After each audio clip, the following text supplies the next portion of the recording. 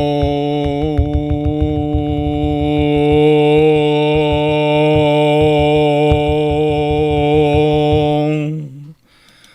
Danny boy, the pipes are blowing.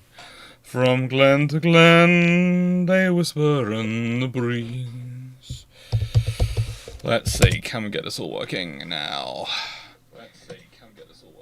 It's always nice when OBS decides that they're going to be OBS. And they're going to reload everything. And they're going to disconnect you from everything. And you're going to need to use login tokens and everything to get it all in and set up. Hello everyone, right then. Sorry to be running late. I had to reload and rebuild my entire system. Because while I went to quickly go off to the loo, OBS decided to do an update and disconnect everything. In true OBS fashion. Oh. What can I say? Life could be worse, but I'm not quite sure about it.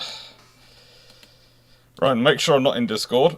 Make sure I'm not in Teams. Make sure I'm out of everything that makes a beeping noise at me. Make sure I have minimized anything that can make a beeping noise at me. And then go, hello everybody! And welcome to, well, the Royal Navy sort of goes DARPA.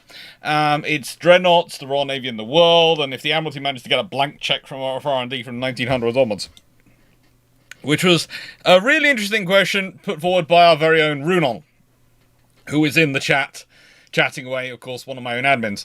And basically, the whole thing about Patreon, I'm just going to explain it and how I do it in my channel. My channel, what we do with Patreon is people suggest topics. All the patrons can suggest topics. And then I go through, I sort the list. Usually I just copy and paste, pretty much. Sometimes I edit it slightly so it fits into things. I do have some criteria which I can apply if I have too many, or if there are some topics which I just can't do in a month and a half's time to research. I just can't put that together. So I do have those as sort of get-outs of, if I can't, I'll be honest and I'll say it and I'll list the why I can't and allow people to rephrase the question if they want to for future.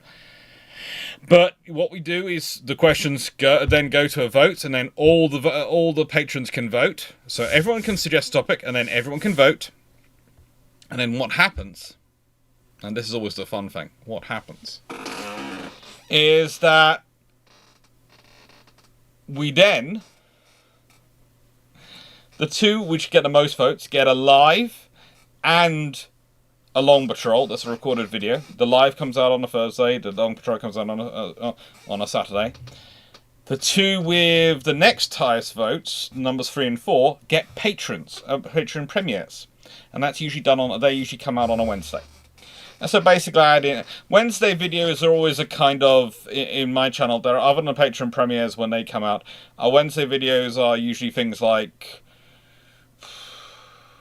The next Scuttlebutt will be a Wednesday video. I've got a whole list of things to do eventually on Wednesday videos. But Wednesday videos are kind of the ones I chuck in when I have extra time in my week. If I have a very busy Wednesday, like I did yesterday, then I won't do a Wednesday video.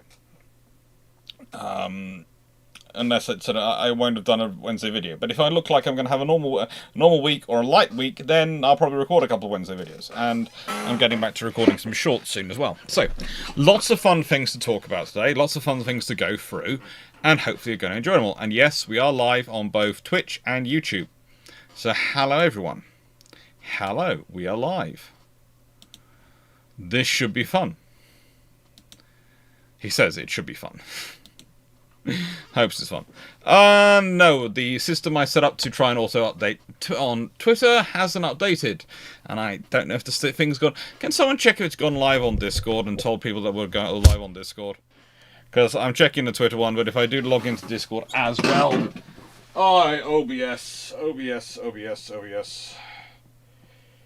Oh, OBS.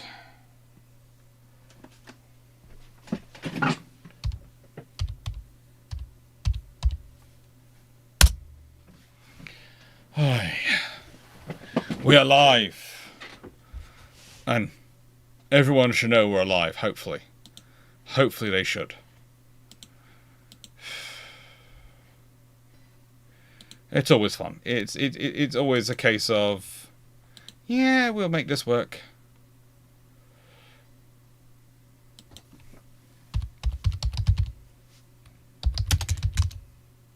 And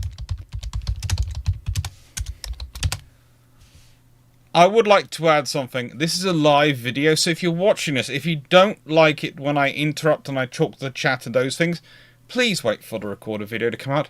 It'll come out in 2 weeks. It's already been recorded. It's 2 hours, nearly 2 hours and 20 minutes long, and it will come out next Saturday. It is literally recorded, ready to be uploaded onto the system, and I'm happy with it because it's about the 5th version I've recorded.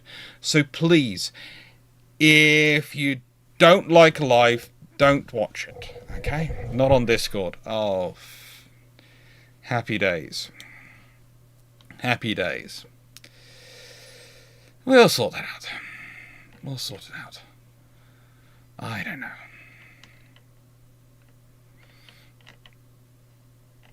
I do not know.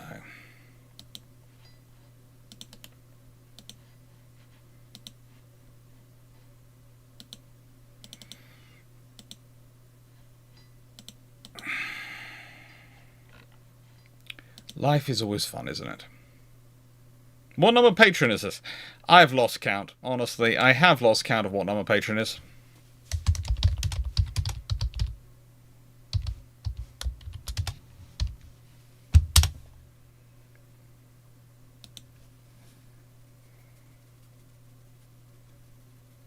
Thank you, Runon. Thanks, Paul. Thanks all the admins for helping out. Get your Minecraft admin to fix it. I should. My Minecraft admin is good. So, let's start thinking about what today's topic is. Today's topic is what happens if the Royal Navy has basically a blank check from 1900. And I would like to point something out this. It's got a cumulative issue, because it's going to build on it. So there is a limitation I've imposed. If I've gone from 1900, I could have gone to and tried to go through to the present day. There's too many differences. There's too many variables. I would never be able to predict it, and I'd be completely into Mad Alex territory, where I'm just talking assumption based on assumption based on assumption. However, I can make it make sense if I keep it limited and I keep it within a scope that makes sense. And so I'm going to be explaining all that.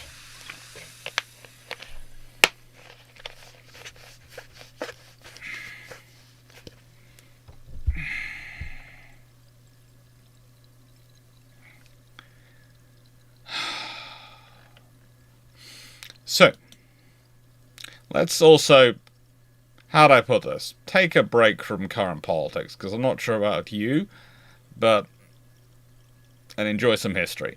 But currently,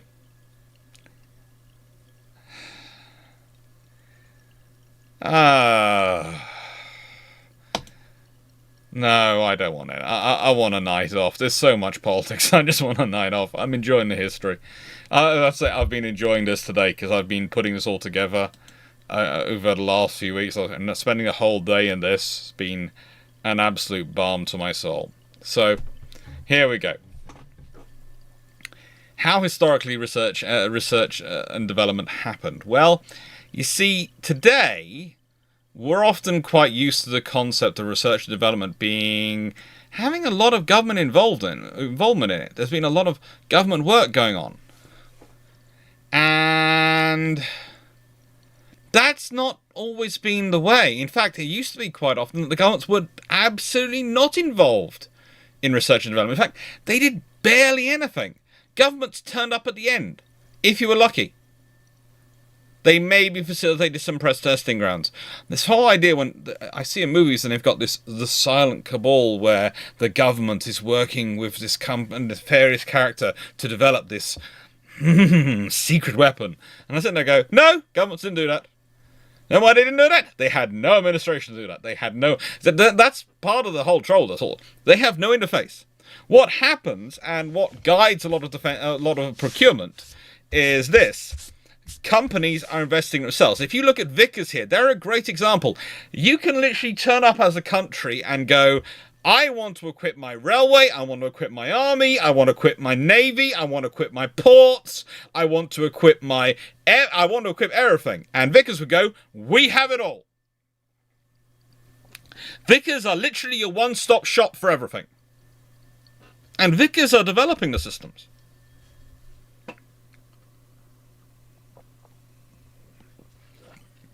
Now, the big impact this has is on risk. The classic example I use with DARPA is that only a very small percentage of their projects actually succeed immediately. A slightly larger percentage of projects become useful eventually, or evolve into something else which is very useful later on. And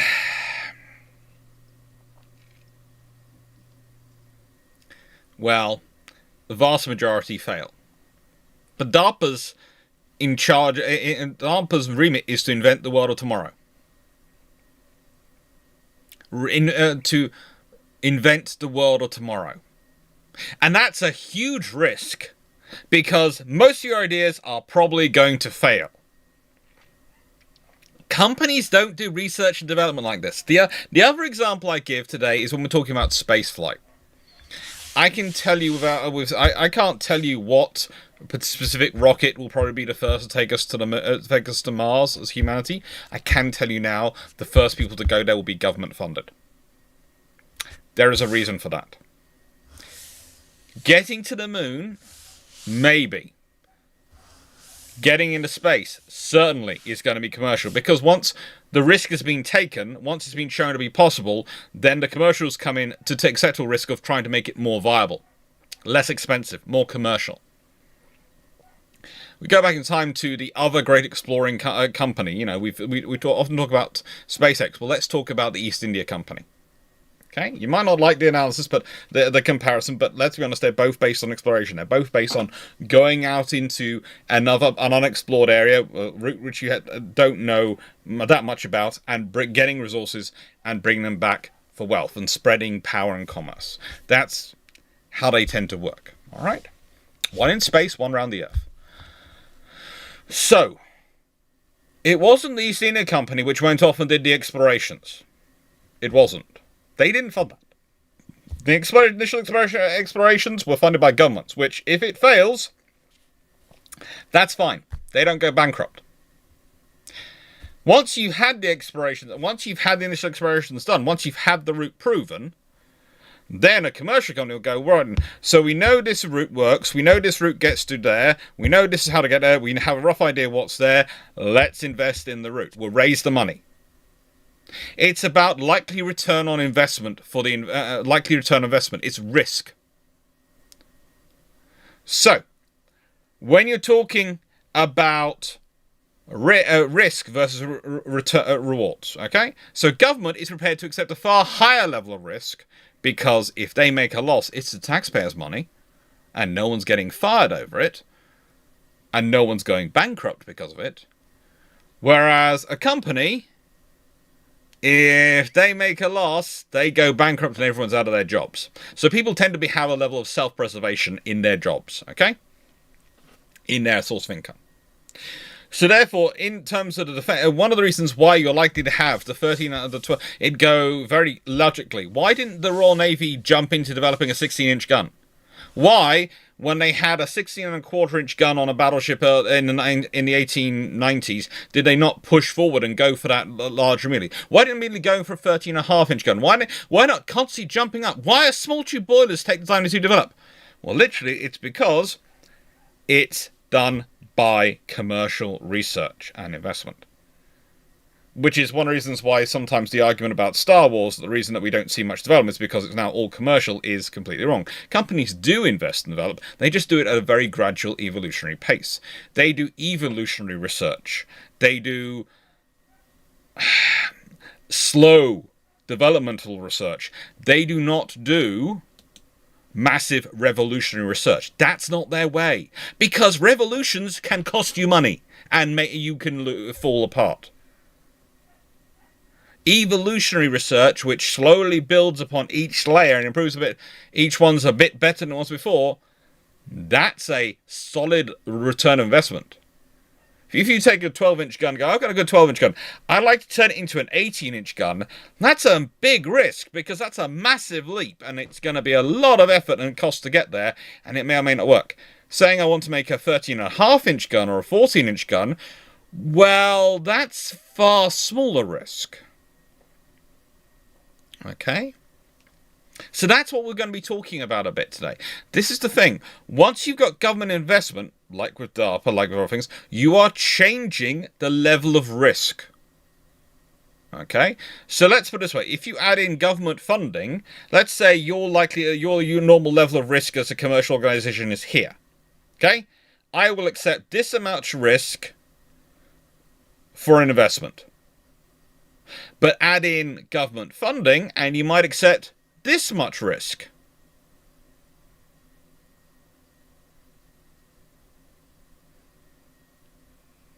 There's a difference there.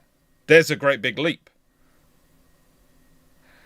The thing is, when you are investing as a commercial company, yes, you want to move forward. Yes, you want to have a better product to sell. Yes, you want to be able to corner the market. But you don't want to make such a great leap that you are unlikely to make a return investment and you're likely to go bankrupt. So, fun beliefs, we're going to get to boilers, don't worry. We're going to get to boilers. We're going to be talking about them because there's some interesting things about boilers, and I'm going to enjoy getting into this because the whole boiler stuff is kind of interesting. Oh, good lord. Seneca Nero, we're starting in 1900. How do you think I can get to gas turbines by 1904 for HMS Dreadnought? I do not know, but you have far too much faith in me and the British development and research system. That ain't happening. That ain't happening. Just won't. So, with that being said, and I'm going to do some quick edits to my screen because I'm losing, there are things disappearing off down sides and all sorts of things, and I want to make sure get it working. So I'm going to put my chat, moving the chat to somewhere else. Yay, that works better. I'm not doing fairy dust. I do alternate history. I do not do magic.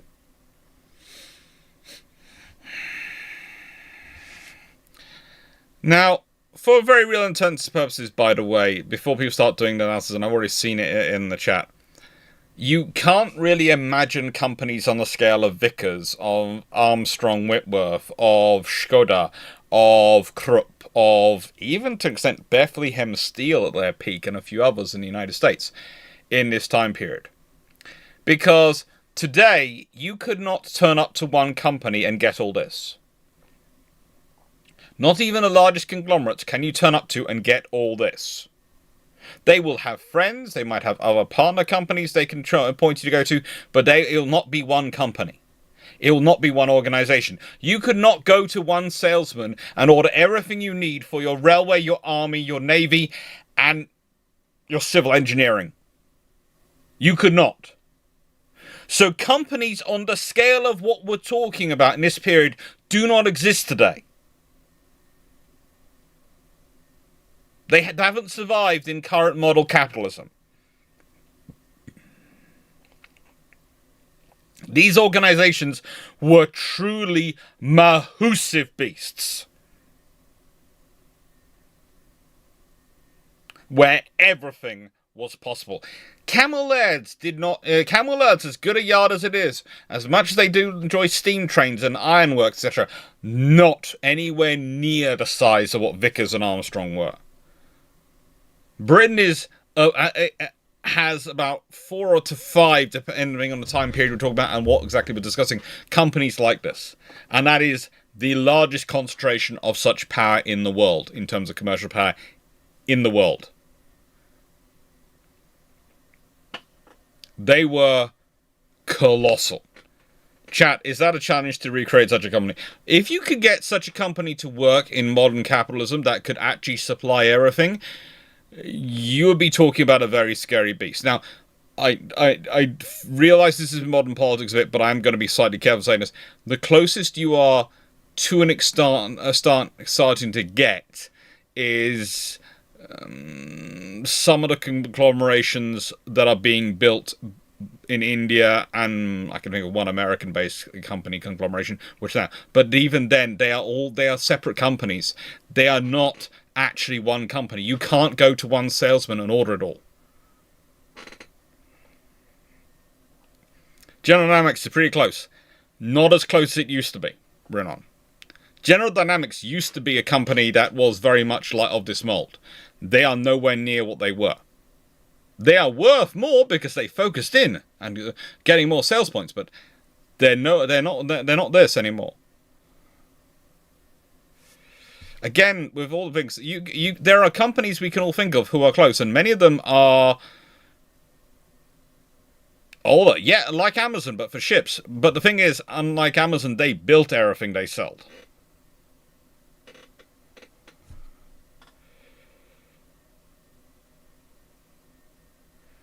Well, that's possibly some of the trouble, Verdun, and agreed. Saab, Tata, yeah, they're all interesting. Anyway, so let's then talk about the world situation, because if we're going to talk about this, we have to talk about the world situation as well. Now, one of the things I often get told about, people tell me about, is the Anglo-German naval race, and everything was about that. It wasn't. I'm sorry.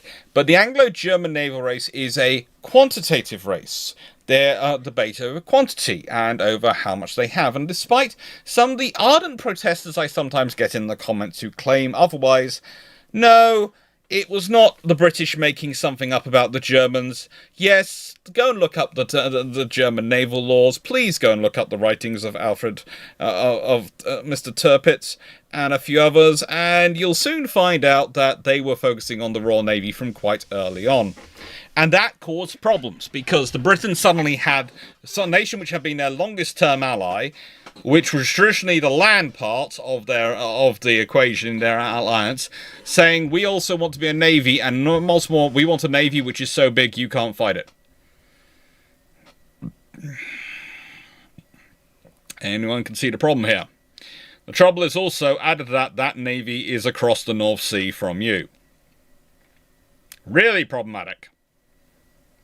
Far too close for comfort. On the other hand, there's the side of the equation which the Germans do not play in. They really don't, because they don't have the money for both. Because if they are always second to the army in terms of political power, and the moment they start asking for funding for both a qualitative as well as a quantitative race, they soon run out of money, and they end up in a political fight with the army, which is pretty much what ends the Anglo-German naval race. And I've covered all that in the Queen Elizabeth class video. Now, which I did a couple of years ago. Now, what I would say about the qualitative race is that's between America, Britain, Italy, and Japan, with notable mention from our good friends Austro-Hungary. It's not the Austro-Hungarian military-industrial complex, as represented primarily by Skoda, but also a few other companies as well. And here's the thing, before anyone starts to think I'm doubting, the Germans, if they'd wanted to, with Krupp and their organizations, they could have got involved in the qualitative race. They could have done really well in the qualitative race.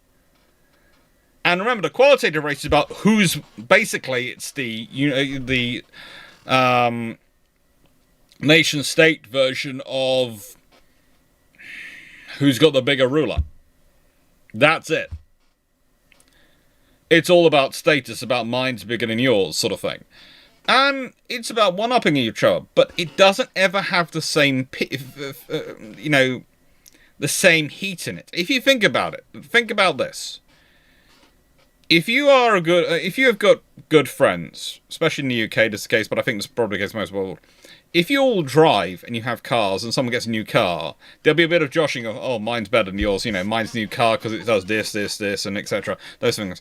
And then, is that going to make you suddenly hate that person? No.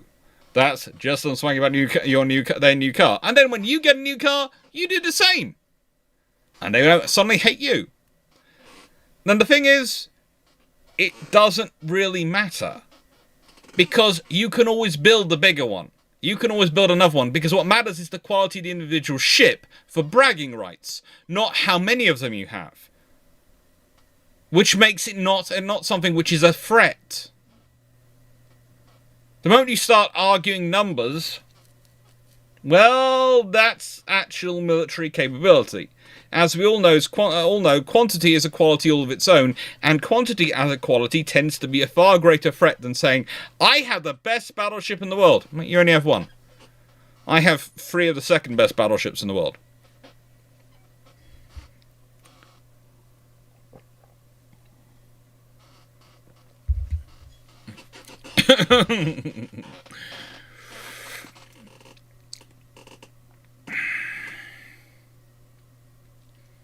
KVG, the starting naval race of Britain in this period is a tad like developing nukes today. Until you're ready, you shut up and deny. Yes. And you better be ready not just in terms of industrial capacity, but in terms of financial capacity.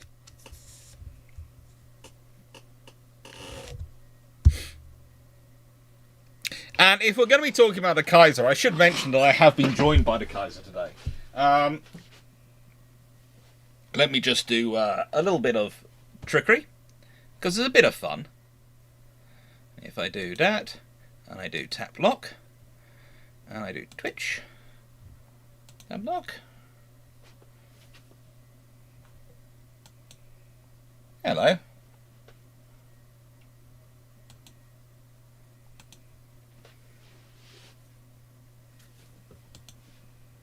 That's better. You're tracking me. That's good.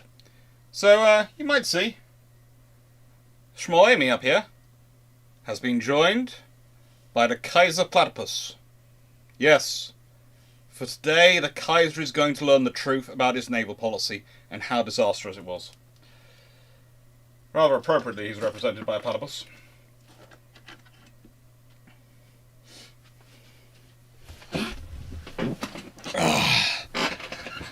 Yeah, the camera's always had a mind of its own.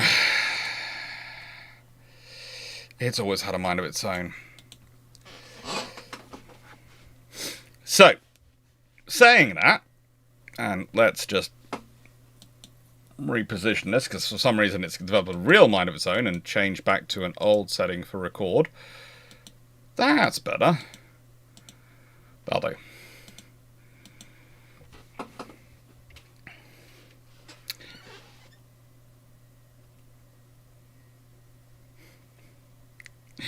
So, this is the difference we're talking about in this race.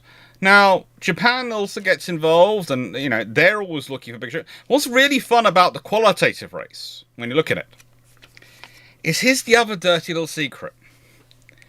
You'll find that at certain points, the turbines for all 4 powers are made in Britain.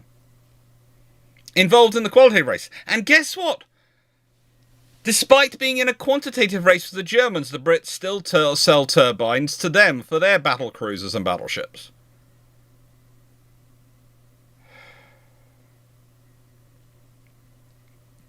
You can't take the helmet off.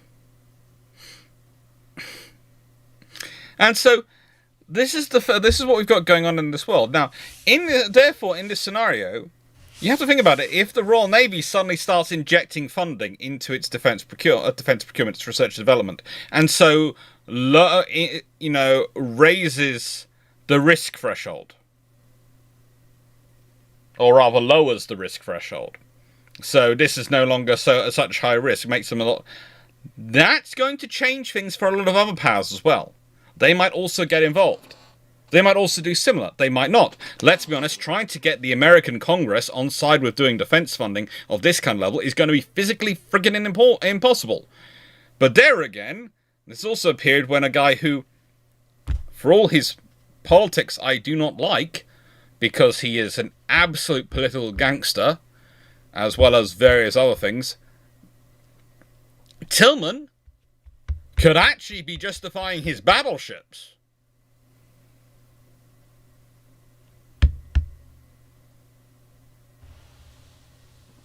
Stecker actually no, it's more that they couldn't actually build them themselves for battleship grade battle turbines.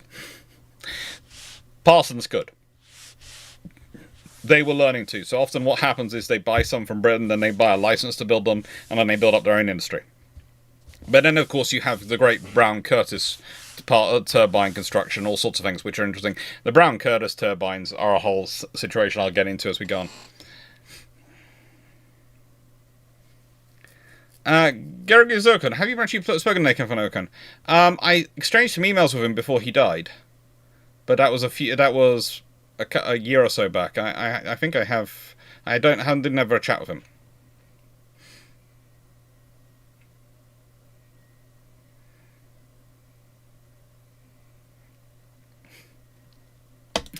Now, let's start talking about engine development, because this is always a fun thing. So when we're talking about small tube boilers, when do you think they started off? When do you think the first small tube boilers started being conceived? When do you think the regular tube boilers started being conceived? When do you think we started getting them into naval service, into the world? Because it'd be interesting to see what do you all think? Tell me, when do you think the first development work started by Yarrow on the small tube boilers? And we're not going to answer here. We're going to answer on a later slide. But I want to talk about. I want to ask you to put it in the chat now, and then we'll get to it. Okay. 1840. That's possibly a little early, Leslie. Possibly a little early. It's right for boilers though. Small tube means they are 2 to 3 centimeters.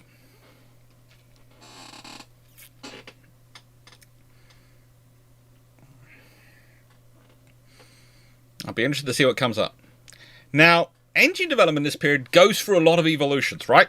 But again, there's the engine development you want to put in your battleship. It's got to be a proven engine. Versus what you're going to risk putting in your cruisers, in your destroyers, okay? Because if a battleship goes wrong, that's a national embarrassment. Here's the scale I usually put it in. Talking about 1900s, this is the scale. A destroyer breaks down or a torpedo boat breaks down. That's page 6 if you're lucky in the newspaper, if anything. Probably nothing. Okay. Cruiser breaks down. That's front page news on a byline for one day. Capital ship. Doesn't matter whether it's later on. It's a carrier, battleship, or battlecruiser. If it breaks down, that is editorials, bylines, debates in Parliament. So if you are an admiralty of any nation, you are not going to be putting any... You are going to put the most reliable boilers, the most reliable engines you can get into the ships. And... let's give you an example. This is an AG-developed marine turbine. AG are a German company. And they are working on turbines, and yet still, at a certain point, when they're in the development process, the Germans would rather buy Parsons turbines than AG. Because they'd rather buy British than suffer the risk of theirs going wrong.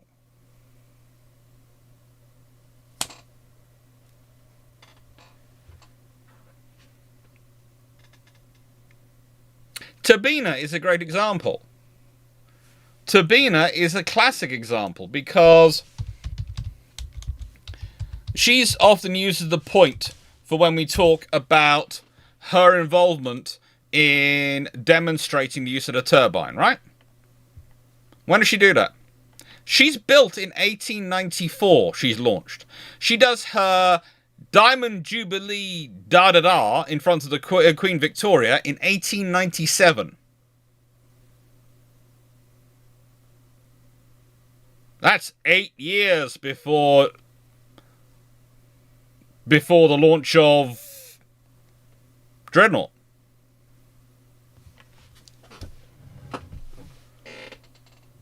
Now, think about that. 8 years. So you had practical working turbines. You had all this turbine development. That's still 8 years away. And that was something they were really keen on developing. Really keen.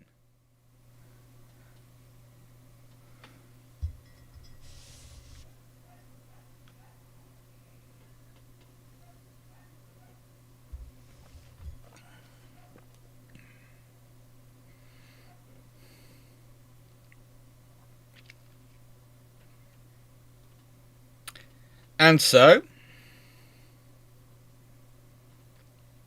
this takes time. But think about this another way. Let's say you have funding in this period to do development. You have funding from the Royal Navy, and you're going, right, okay, yes, we asked you to supply this ship, but we'd like it specifically to have turbines, and we're prepared to pay for it. For the extra testing necessary to check a turbine engine before you fit it. We're prepared to pay to build those extra models so you can accrue those hours operating. Because one of the things they do in this period, because we, of course, they have computer modeling and all sorts of computer testing we can do for systems. We can run all sorts of simulations on our computers. Great, it's wonderful. You can't do that back in the 1900s. What you do is, rather like with gun barrels and other things we talk about as a gun, you build them and you run them in testing sites ashore.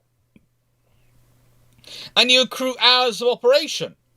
Now, if you build one engine and you run one engine, then to accrue those 10,000 hours of operation to understand what it's going to do, that's going to take a lot longer than if you build 10 engines.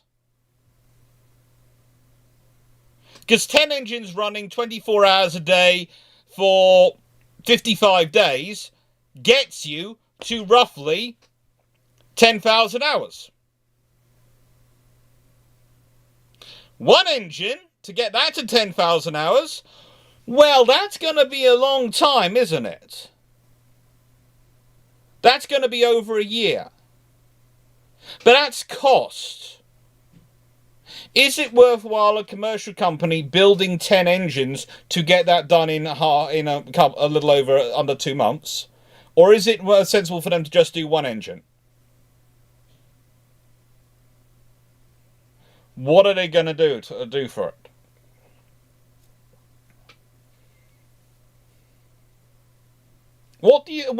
What's the sensible thing? Think about this as a company director who's got to explain this to your investors, what you're spending their money on.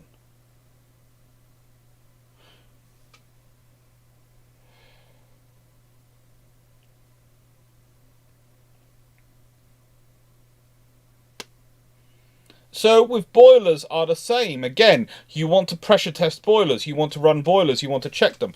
And yes, you're going to work on them, you're going to develop them, but to use them properly, you need to test it all. And everything has to be paid to be tested, and everything takes time to be tested. Return on investment is the bottom line. Exactly.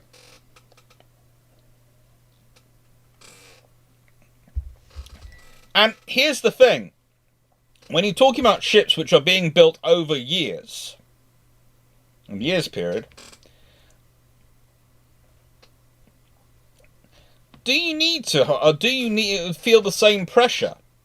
Whereas for a navy, which is asking for more than 10,000 hours, because let's be honest, 10,000 hours is what you require to be fitted probably into a destroyer or a cruiser. 10,000 hours, 1,000 hours of operation, and 10,000 hours of operation were often things put down for aero engine requirements before those aero engines would be selected for aircraft in the 1930s for operation by the Air Ministry for the Royal Air Force or the Royal Naval Air Service.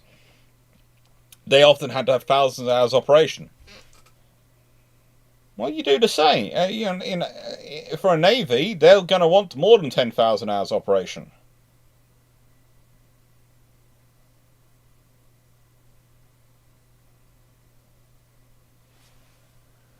As soon as people just put in, no new compressor on a Swiss train without 1 year test on 2 engines. If I still like it, I might go for it. Yeah. So, this is the reality of what we have going on. This is the reality of the program. The return on investment, everything is being assessed. And the point I would like to make is this. We have a classic example with engine development of Admiral Jellicoe when he's third Sea Lord. He doesn't ask what engines are possible. He asks what engines are viable. The reason he's told the justification for small tube boilers not being viable for the Queen Elizabeth class is they haven't been tested enough. They're not proven. And he has no ability to go, well, go do the testing, I'll pay for it, and come back to me. Think about that when we're talking about the Queen Elizabeth class and the fast battleship program the Royal Navy developed. Imagine if Jellicoe had the money to be able to go to the turnaround to come and go, I'd really like small tube boilers, but you're saying we haven't tested them enough.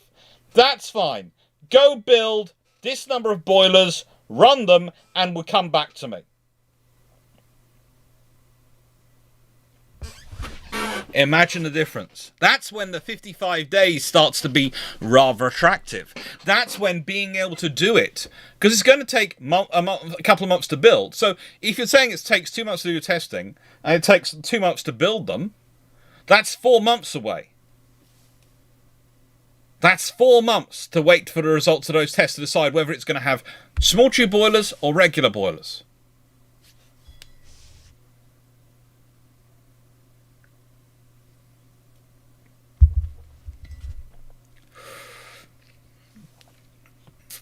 You can do that if you have the money. You can do that if you have the time, and the money will give you the time. But a company's not going to do that. A company is not going to do this, because for them, that's risk. What's their reward? Because if it fails, they've lost that money.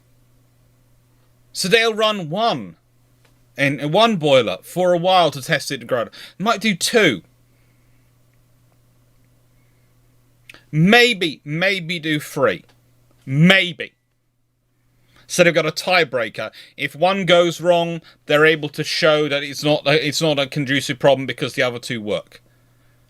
It's not a case of one was really good and the other one was a regular build. No, it's a case of 2 worked, 1 didn't. And they built up the time.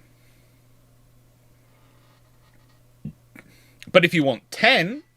want 12, if you want to get that testing done quickly, if you want to be able to get the information quickly and shorten that development cycle, you've got to accept a lot more risk. And risk looks bad on company reports, so the only one who's going to accept that risk is going to be a government. Then got hull design. Now, hull design is always fun because hull design... how do I put this?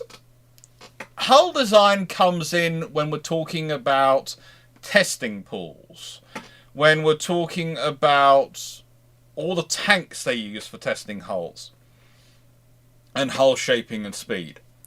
Now again, these are commercial organisations usually. Yes, there are some like that, some maintained by the government. Yes, they do have a couple.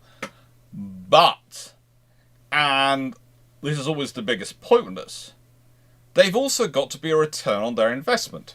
You've got to be you can't just be testing designs for the sake of testing designs in there. You have to be actually testing things in them to work, that are going to be towards your construction program. So you're not going to go and go, I have this random idea for a hull, let's test it. Not likely to happen. You're just going to say, I have this random idea for a hull for this project. And so it'll be accrued to that budget, that spending. If you want people to go off and develop a better hull, you've got to pay for it. Now, here's one of the really cool things. This hull is actually way better than it should be. Way better than it should be. Okay? One of the interesting things about this hull is a few years ago, some friends of mine did some testing on it, and it was quite economical up to 24 knots. It was a viable hull up to a 24-knot ship. A little bit over 24 knots, but up to 24 knots, you weren't using an excessive amount of power to get there. So it could be in a 24-knot design, not a 21-knot design. You want a hull which provides a acceptable level of stability in all weathers. It might, you don't want a hull which is only stable, super stable, and super good for it as a firing platform in pleasant weather, and then is bouncing all over the place in rough weather. You don't want a hull which is really buoyant and capable of stability in rough weather, but in calm weather is actually too big a target and top heavy, or something like that. You've got to work this. You've got to have a hull which works well, and this hull is actually pretty good. But again, this is an evolutionary design. If you want to look at this, how is the Royal Navy pushing hull design development? They're building cruisers. Have a look at the armoured cruisers. I've done this in a video on the path to Dreadnought before. And I talked about the armoured cruiser program, and how if we start to look at the armoured cruiser development, you start to see the hull lines emerging about 2 to 3 generations earlier, and they're refining them. They're refining them. Well, again, if you've got more money, you can order more testing. Maybe it's part of one program, maybe it's not. But if you've got the money, you can do it.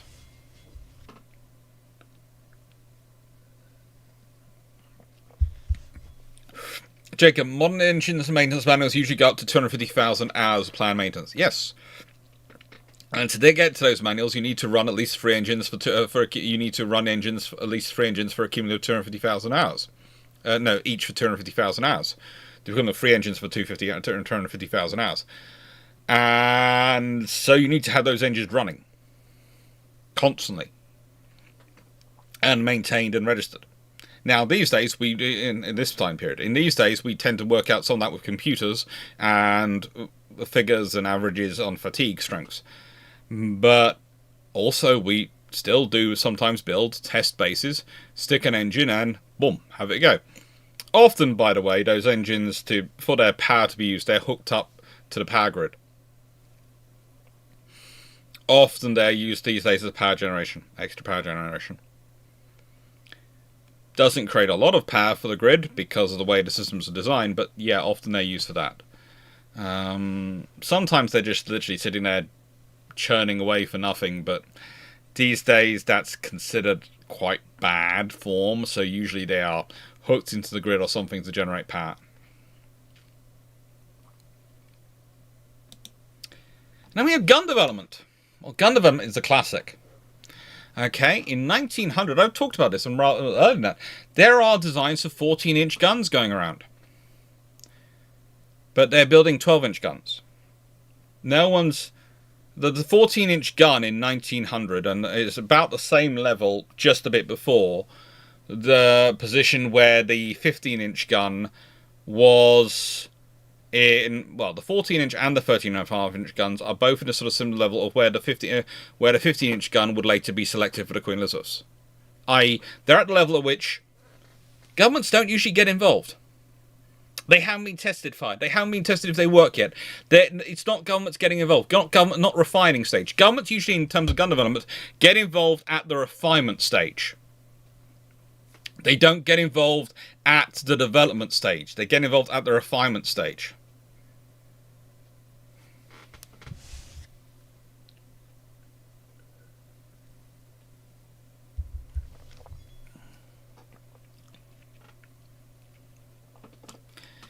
And so it's really interesting if you start to look at gun development in this period. Because if you start to lower the risk, so instead of building 1 barrel, they're building 6. What do I mean by building 1 barrel around 6? Well, let me just explain this. You have to fire a certain number of shots at a certain number of angles on various proving grounds. And you also have to, it tends to be blow a barrel up at certain points to see what level, at what point can you make a barrel go boom and crack. What's the risk fatigue point? Also, you're checking barrel fatigue, how it adapts, how it evolves in the heat of firing. All these things are factors you have to consider and test for. So realistically, you don't want to build 1 barrel, you want to build at least 3. If you can build multiples above that, you can accelerate your testing even more. Think about it from a cost perspective from the government, okay? If you've got what they usually get into is usually governments come in and they order a second batch of guns after the first batch have been tested. And so then you have to carry on testing, refine, and that's the batch which is then developed into the eventual production line. Imagine if you get involved in the first batch. The company setting up the production mills and all those things to produce those guns anyway. So it's just buying more steel and taking more time to churn them out. And you can really see the way these guns were built up because you can see the layers in the muzzles. Now, as the guns are built, as they're layered up, well, it's quite easy to go, right, instead of building 3, let's build 6 or 9. Let's build a multiple. And you can double the pace of testing, triple the pace of testing. You only need to take one barrel and test it to the point at which it breaks. You could do that with two, though, just to get a firmer, more accurate setting and more accurate points, and you can push yourself that much faster and that much further, especially if you get all those guns at the same time.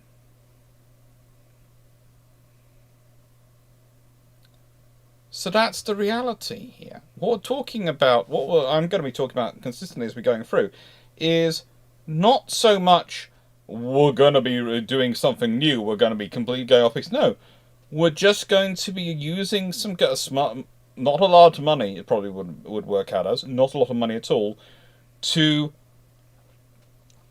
reduce the risk for the companies doing development so they are prepared to push that much further, that much faster. It becomes intriguing, though, because in 1900, when we're talking about, there's a 14-inch 45 being looked at by Ellswick. It's on their theory books. And Ellswick are a favoured constructor, gun maker, Ellswick's Ordnance Company of the Royal Navy. So that can have some really interesting things, as can the fact that Vickers triple turrets are around as well. The designs for triple turrets. And again, the reason why triple turrets aren't developed by British yards and they have to use twin turrets, well, it's a risk to develop them. They build them for foreign powers who are prepared to build them, but they don't build them that early. And they don't build them realistically until after the Italians have already done it to show it's viable. But they have the designs a lot earlier, they have the ideas a lot earlier, because free guns is an efficiency point for a turret, because you need 3 shots for a salvo, for a ranging salvo, and that will become the basis of Percy Scott and various other developments later on, but it's already understood here, at this point, you need to fire at least 3 shots for a ranging salvo to get an accurate return. So, having a 3-gun turret makes sense, because it allows it to self-range. And this makes a lot more sense, especially before you get to Dreadnought, when you have basically independent turrets either end of a battleship or a large cruiser. It makes a lot of sense to go for a triple turret in that period, but they don't. Because the risk of developing it versus the risk of developing it, what's the likely reward? Will the Royal Navy buy it? And for the Royal Navy, it's not off the shelf, so they're not interested in going putting that money in. They don't have the money for that kind of investment at home. Now, Colin Cameron, in answer to the question of were the guns tested in open mounts or Predator turrets, they're usually tested for at least mostly in open mounts initially. There's whole turret testing, which is a whole different program than gun testing. Okay, so you'll be testing the guns before you start testing the turrets, and you would sometimes prove turrets before they mounted on the ships afterwards. Sometimes those turrets though would then start living at the firing range and be part of the testing process for future gun barrels and future batches. So it's all an interesting thing. Then we've got armour development. Now, armour development is fun because you will often hear me talk about 13 inches of armour or 6 inches of armour or 12 inches of armour or, 14 inches of armour. And I'll freely admit it, I'm talking twaddle. Why am I talking twaddle? Okay. So we use inches because thickness is an easier thing to represent, and for as historians, when talking about it, we use inches because inches are an easier thing for our audience who's listening or reading a book to understand and visualize in their heads. And we need them to visualize how thick we're talking about, what kind of armor. Navies don't order in inches of thick armor. They don't order we want an armor this thick. No, they order in density, and specifically in weight. They want armor ordered in pounds per square foot or kilograms per square meter, right? That's what they're ordering. Because when you're designing a ship, the weight the cumulative weight of the armour matters far more than the area it's covering. Okay, where it's covering on the ship, that has an effect. Yes, it's all part of the design calculations. But the biggest important is how much that armour weighs. Because where it's positioned in the ship, that's going to affect all your things like your centre of gravity, your metacentric height, all the issues in terms of hull stability. In terms of the ship's ability to operate. So realistically, the whole way through, we talk about inches because that's easier for us to demonstrate and for you to visualize. Okay, look, it is 12 inches thick. Okay? But we're lying to an extent. Well, we're not lying so much as because it is that thickness, although sometimes they're sort of point something inches and we round them up and we go, it's 14-inch armor, it's actually 13.96 or something like that. But the thing is, that's not how navies think of it, that's not how the navies order it. And the denser and better the armour, the less space it takes up. Now, one of the things you find in this period, of course, is there's a huge debate over Jellicoe and how long he's this third Sea Lord. Now, the point I usually make is, look at the funeral of the king. Okay? When we're talking about Jellicoe, look at his role in terms of funeral. Because that will tell you whether he's third Sea Lord or not. He is at the funeral of King Edward VII in 1910. In May 1910. And he is amongst the Lords of the Admiralty.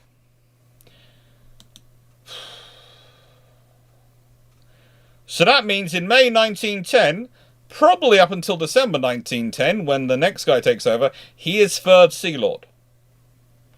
Now, there's often an idea of he gets replaced because he's pushing for extra testing for shields and for the armour and for the shells. I'm sorry, I said shields, no, it's like shells and armour testing. And he was, but that didn't really cause him to be pushed out early or anything like that. And certainly didn't cause him to be replaced by Reginald Bacon, who was going to go off to Coventry Ordnance Works anyway. So was sort of assisting in certain reasons, but not really there.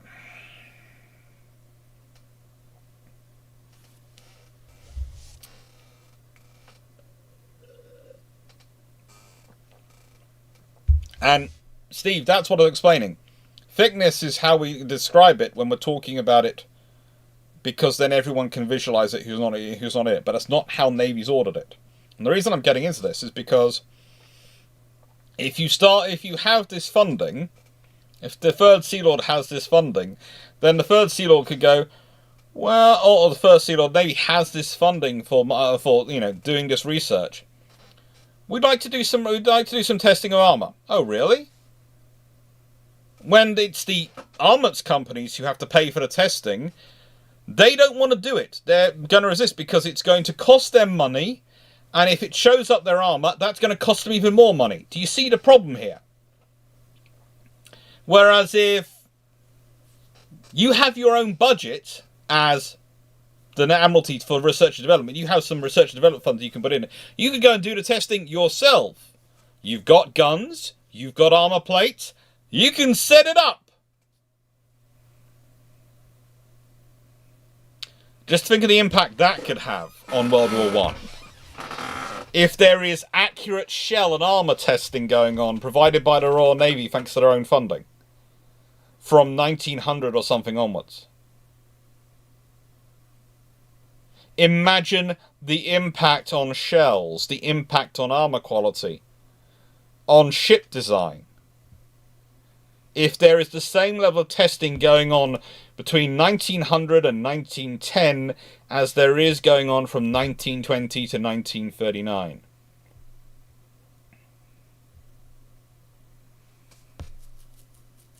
There is a reason the Royal Navy works out very quickly the issue they've made with their 16-inch shells for Nelroy class.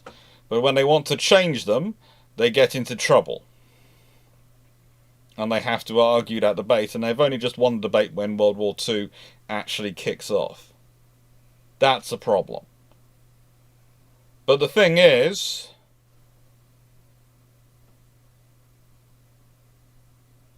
Imagine if that testing starts early.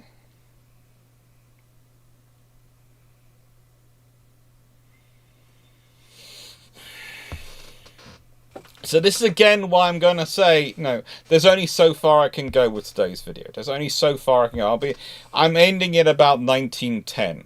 I'm not going any further.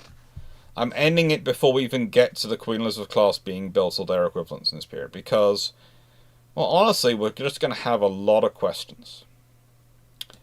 That being said, we've reached the hour mark, and we've reached the time for the shameless book plug. Now, I always like to be a shameless book plug. Because it's shameless, and it's a book plug.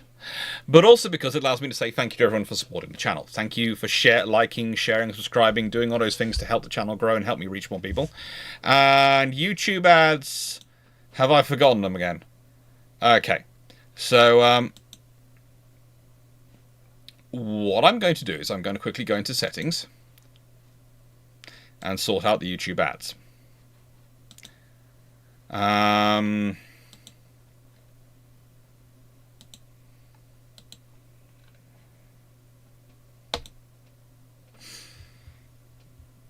Ads should be now on they should have been on every 30 minutes per frequency. If they haven't been working, I do apologize. Haven't seen anyone complaining yet. Now,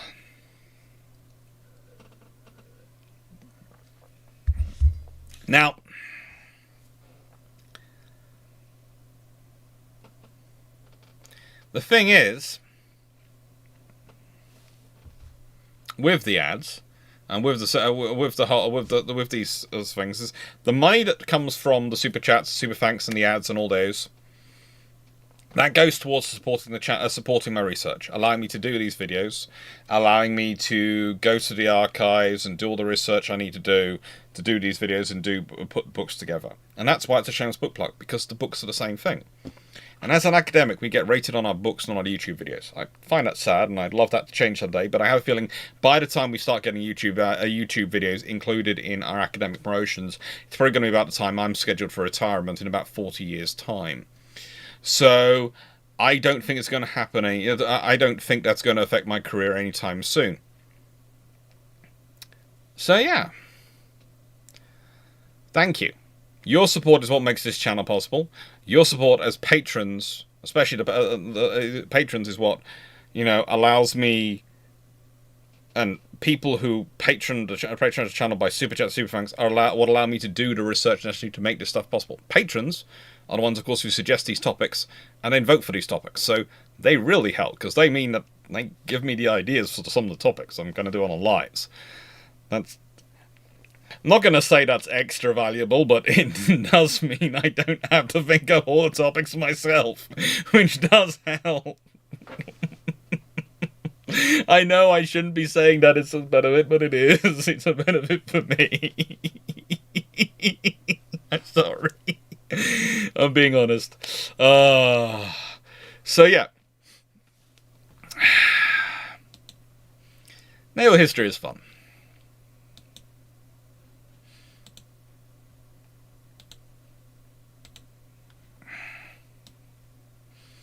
Naval history is fun. And yeah, books are great. So that being said, what can we do? How can we make this work? Well, here's the problem. We can't set up DARPA.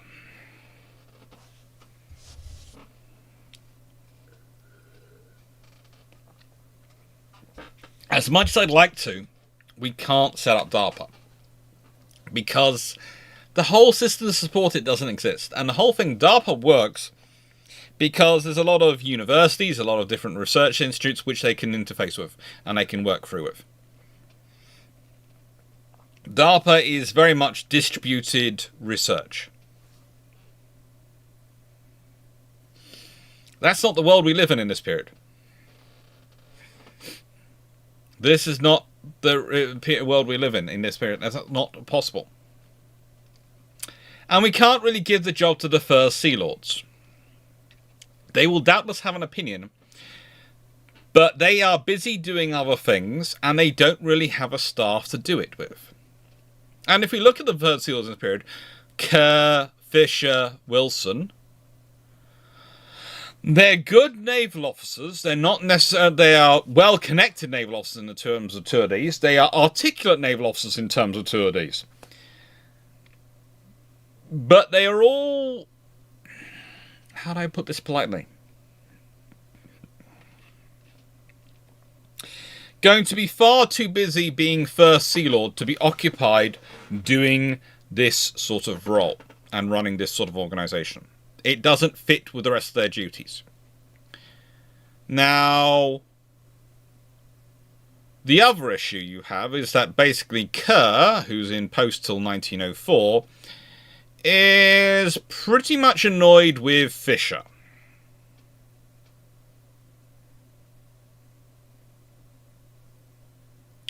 Pretty much annoyed with Fisher. Because Fisher keeps pushing and harassing him and basically arguing for various things, and that just upsets him.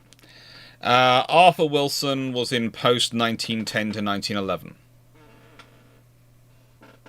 That's not a question mark, that's a 1.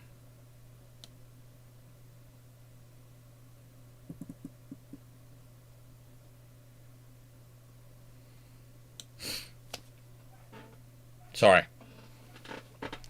And they're capable of senior officers, but they have problems. They each have their own problems. Kerr has tried to shepherd the Navy as best he can for a difficult period. He's tried to grow the Navy. He's trying to manage the German threat. He's trying to manage the various governments. He's doing the best he can. He's not necessarily a aggressive innovator, but he's not a stuck in the mud either. Fisher is a visionary, but he's a visionary who has his own opinions on what the world should be, and he wants the world to conform with it. He's very powerful, he's very influential, he's very persuasive in his speaking. He certainly would have never run into the risks of what Wilson did, because whilst Wilson was a good naval officer, he needs a staff around him to make him a good naval officer. Now, in terms of when he's dealing with the politicians outside world, because he's good at the naval side, he's not necessarily good at the war fighting side, the political fighting side.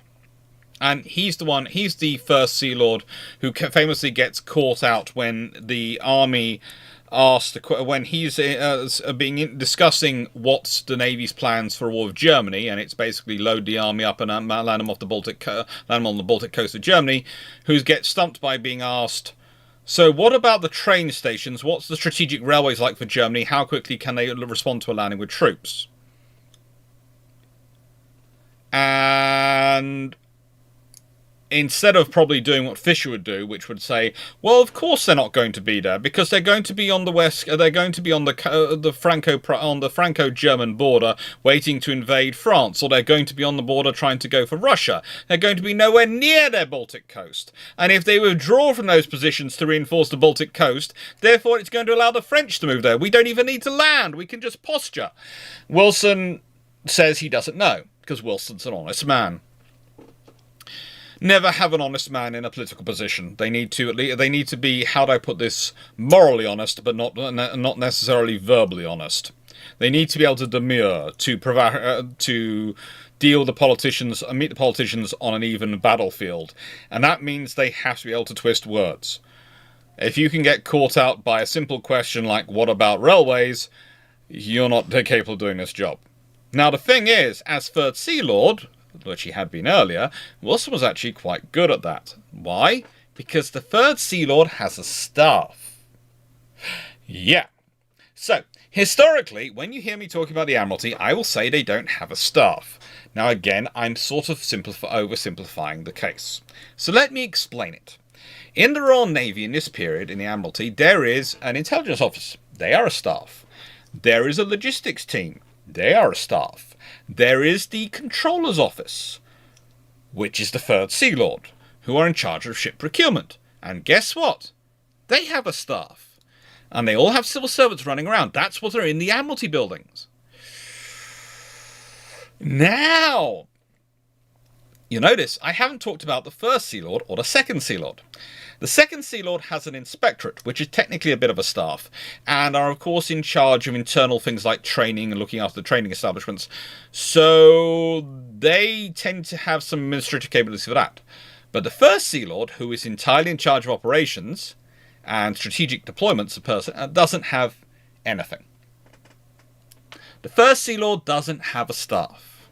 Now, there is a reason for this. You see, the later period and the admirals of this period have got obsessed with what I would call the Victorian impression of the Age of Sail admirals.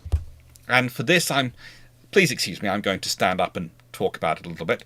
So I'm going to do, how do I put this politely? This and this. So, what you have is a very simple scenario. In the Victorian imagined history of the Age of Sail, what happens is an admiral has a strategic plan. He sees what's going around him, and then he writes 30 letters within 20 minutes and sends them off to his various ships under his command. And they know, therefore, that when they got the letters, what his flag signals, when he gives the signals, what they're going to do. And that's all done amazingly by the admiral and maybe a flag lieutenant and a writer. 30 letters sent up in 20 minutes. These are long letters. I'm talking full pages of writing. Everything you could ever want. Here's the small problem with that. I don't know if many of you noticed this, but if you've ever read the writing of admirals from that period, that is terrible. Their handwriting is atrocious. And despite many of my colleagues who want to tell me that as I'm dysgraphic, I must sympathise with those admirals because they must be dysgraphic, I actually don't. Because the reason those officers' handwriting is terrible is because they are taught in the Navy by schoolmasters in the Navy, who are good at training to new navigation and maths, but are not worried about the neatness and the tidiness of their handwriting. What they're worried about... Excuse me. Are you going to behave? No, he's not. Sorry. What they are worried about... Did I place you, camera? Is the legibility. I.e., is it able to be read? Not is it neat. Not is it done quickly. So here is where a group which was written out of history often by the Victorian historians, but you all will know about if you've been watching my channel because I've told you about them often enough, come in. You see, despite what some Victorian historians tended to write, or by ignoring them, there were women aboard the ships. There were. We know this. In fact, I can give you a very pertinent piece of proof of this. The youngest person to receive a medal for being at the Battle of Trafalgar, when the medal was minted almost 20 years later after the battle, and was one of the survivors, was a young boy who was born during the Battle of Trafalgar. There are not just women aboard the ships, they're doing very womanly things, like childbirth in the middle of a battle. So, who is it? Where is all this writing coming from? Well, that's what the captains, wives and daughters, who are usually with them, and the admirals' wives and daughters, who are usually with them on the larger ships of the line, will be doing. They will act as an informal staff. Now, the thing is, when you write these people out of history, and this despite the fact that those very same admirals who in the late 1800s, early 1900s are going around the world, often taking wives with them, who are then performing very similar actions with them, they think somehow these admirals did this without a staff, so I can do it without a staff. Because they have egos the size of a moon. Added to that, when they're on deployment, they are autocratic. You know, an admiral is in charge of his fleet. He's used to telling people what to do. He's not used to having to explain himself. This makes them bad at politics, and with no staff to inform them, they have no one to argue back and prepare them. So this is one of the reasons why the first Sea Lords run into trouble. But they have another reason as well as not wanting a staff. They have one of the best reasons I ever heard, right? So the reason an admiral, a First Sea Lord Royal Navy, doesn't want a staff, it's because it'd be a security risk. Because, you see, if only I know my plans for war, they're not getting out to anyone. Whereas if I have a staff and I've written down my plans, yes, those plans survive if an accident happens to me, but that also means they could be copied and known by the enemy. So I don't want that. But that's what we're dealing with. Now, if we get back to the slideshow, I am, by the way, Knight, yes, that was all 100% serious. It was entirely serious.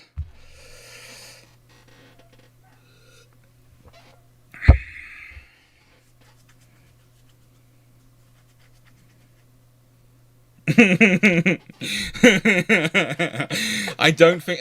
hang on, no. There wasn't an admiral's daughter who gave birth during the Battle of Trafalgar, but there was an admiral's daughter who conceived after the Battle of Trafalgar.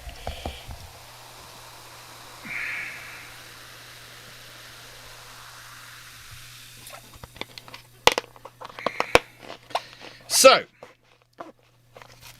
what are we going to do then? Well, you see, the only way I can make it work is A, if we can increase the discretionary funds, which already exist to an extent, and often proposed to be increased for the Third Sea Lords.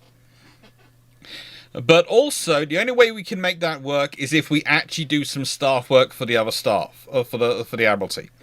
So if we do implement some sort of staff structure. And here's the reason it would be implemented. Because Lord Kerr hates Fisher. Absolutely finds him the most annoying person known to mankind. And lots of us do. And they all know Fisher is going to succeed Kerr. He has the connections, he has the power, he has the status. It's kind of like Jellicoe knowing Beatty's going to succeed him as First Sea Lord. He might not want it to happen, but it's going to happen. Might not want it, but it's going to happen.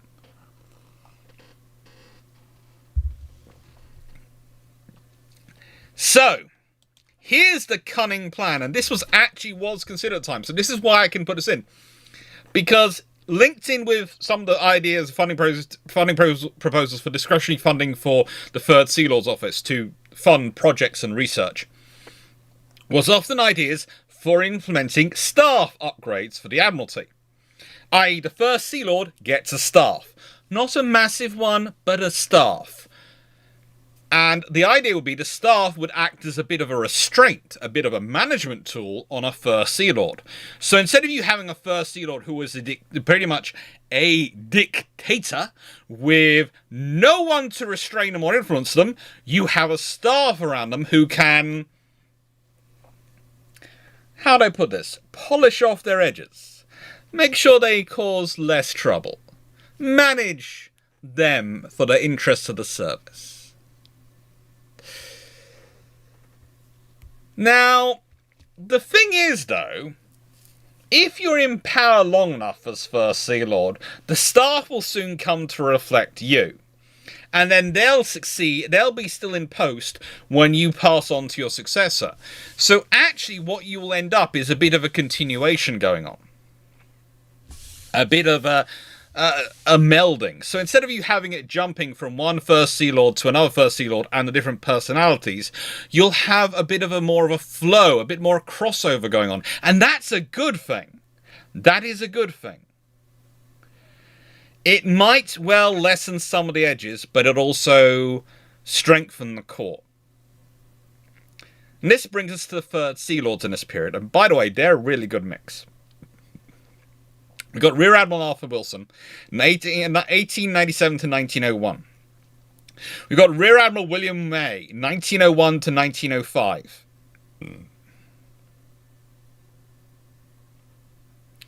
We have got Rear Admiral Henry Jackson, 1905 to 1908. And we've got Rear Admiral John Jellicoe, 1908 to 1910. Ads are not supposed to be that common. They're supposed to be every 30 minutes. So let me just check. Yeah.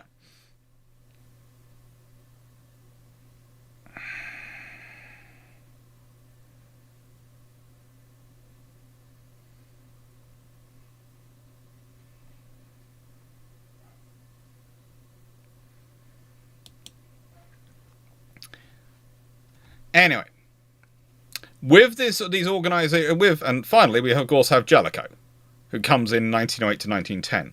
And I realise someone's probably going to go look at Wikipedia and going to go point to Bacon, but as I said in the nicest way, look at the funeral attendants, look at all those things. Jellicoe is, according to the office, Jellicoe's still there. Bacon is assisting in the Third Sea Lord's office, but I don't think he's actually, he definitely doesn't take it over as Third Sea Lord.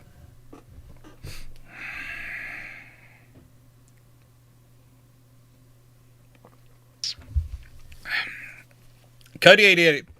As well, the trouble is for a First Sea Lord or any Star Admiral coming into a new post, you might want to replace all the staff immediately, but you can't do it immediately, because can you fire them from the service for just not liking them? No. The Royal Navy had long established that as a rule. So that means you've got to find postings for them, and then you've got to find their replacements. And you've got to have continuity of service, so that you're not going to get that happen quickly. And also, that's why when we're talking about these officers, May is a good example here. He serves under Keir and he serves under Fisher. He is able to have a foot in both camps. He is liked by both. Quite a lot of the senior officers were. I know we often talk about the factionalism in the Royal Navy, but a lot of the senior officers, a lot of the cable officers were able to appeal to both factions quite happily and work with both factions quite happily. Yes, there is factionalism. Yes, it does take out certain people, and I've talked about it before about how its effects on Battenberg, etc. But it's not going to result in a complete wipeout.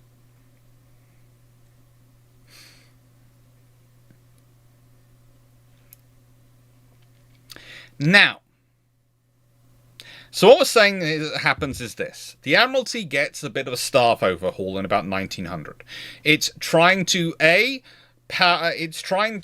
both increase the power of the Third Sea Lord and the Second Sea Lord and the other members of the Admiralty Board, so they can better keep the First Sea Lord in check if they have to.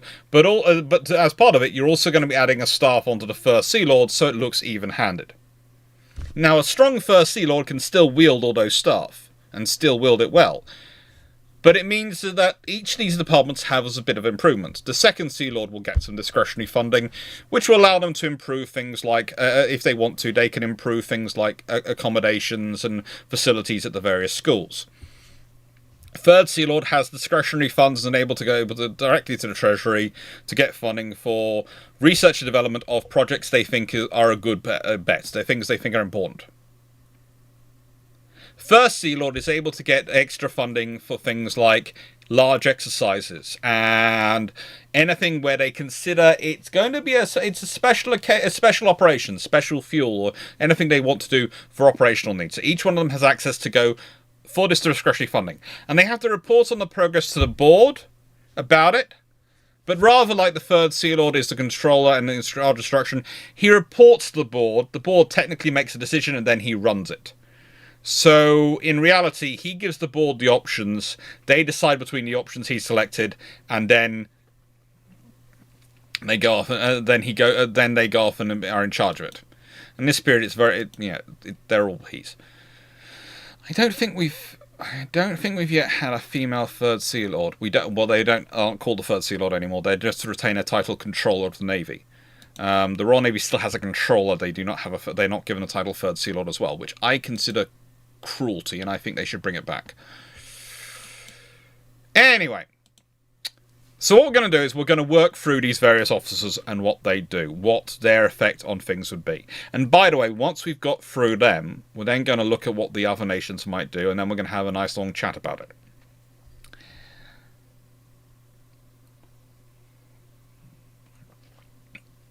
And as said, this is already a 2 hour and 20-minute recorded video. So I'm expecting this to take a while. So batten your seatbelts on, kids. We're in for a stormy ride.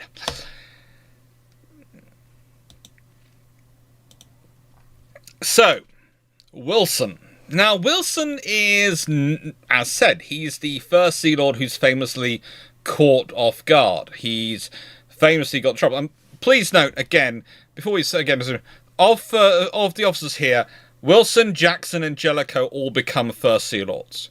Third Sea Lord is a post which often you end up going to First Sea Lord eventually. Because of your experience in terms of procurement, dealing with industry, the contacts you make, and the politics you have to do. Often, Third Sea Lords are future First Sea Lords.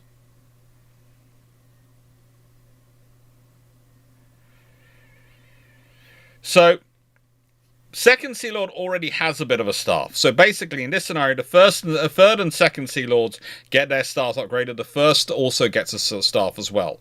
So you have all of them they all have a staff, and you're bringing probably the intelligence team, intelligence bureau is brought into the first Sea Lord staff. No, being a Sea Lord is you don't need to be a Lord to be a Sea Lord. Okay. Now, Wilson is a fun character. He really is. And they are all good characters. They're all capable officers. They're all something which is going to be kind of interesting to work through and looking at. Because when we're talking about, let's say, Wilson's career, he does a lot. He really does do a lot.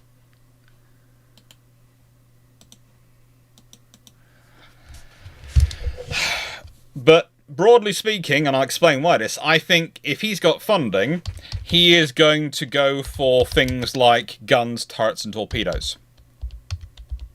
Why? Why do I think he's going to go for guns, turrets, and torpedoes? Well, because that's his history.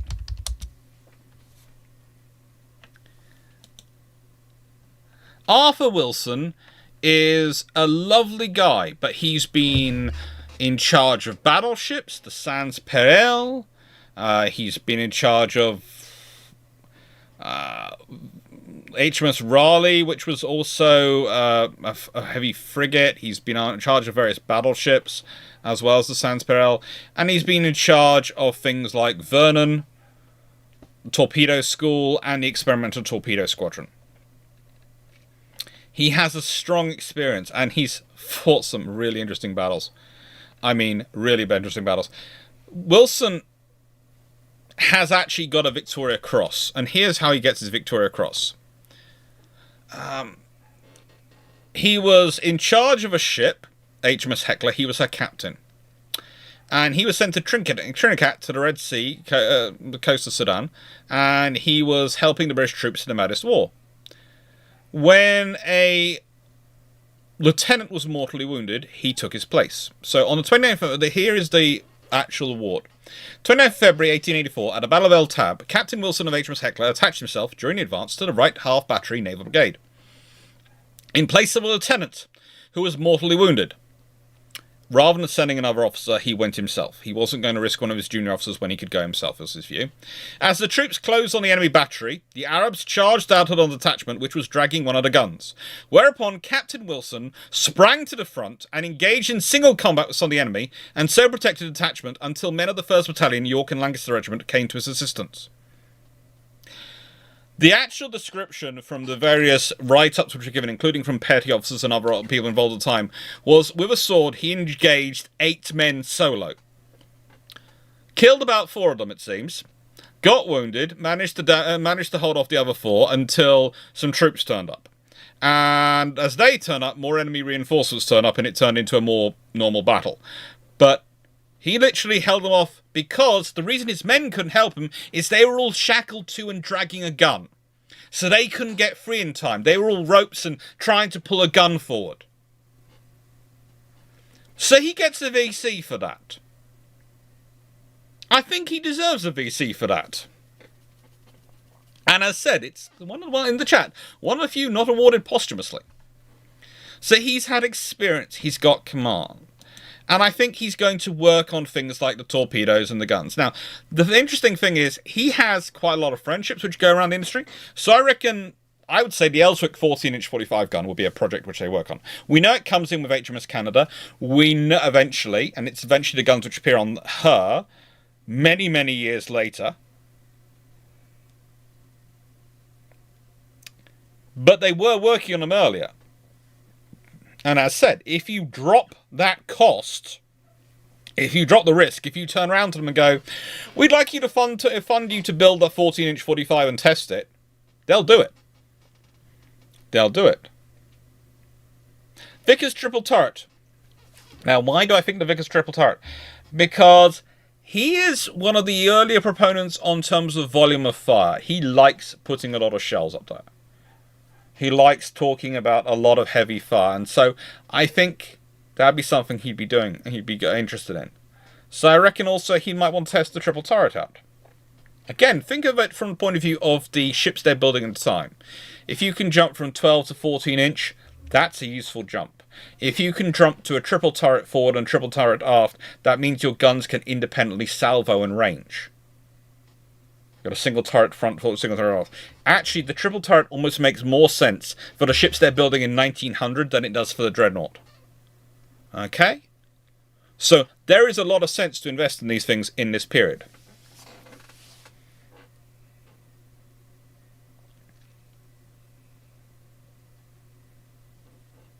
There's also the Mark 1 21-inch torpedo and the Mark 5 and 6 18-inch torpedoes. They're all ones which are on the slow rate development at this point. They're all things which are sort of being considered. But they're interested in. And if you start on a 21-inch torpedo and get that earlier, which with a few years' investment you might well do, well, the odds are, I'm going to say this sort of politely, the odds are you could get destroyers carrying 21-inch torpedoes well before World War One.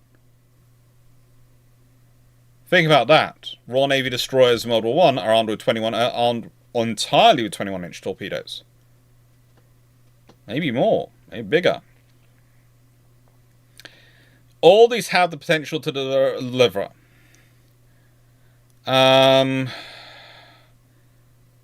Knight, we've already answered that question. If you answered the question and then you missed it, go back and look earlier in the chat, earlier in the video.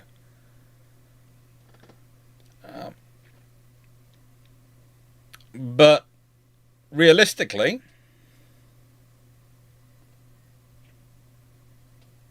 this is viable. This is a viable option for them to pursue. And I'm not expecting this to be immediately. They're not going to get the 14-inch guns into service in 1902. If you start the funding in 1900, Wilson is in post to 1901, they are not going to come in, they're not going to be in service immediately. But you could well have them on development.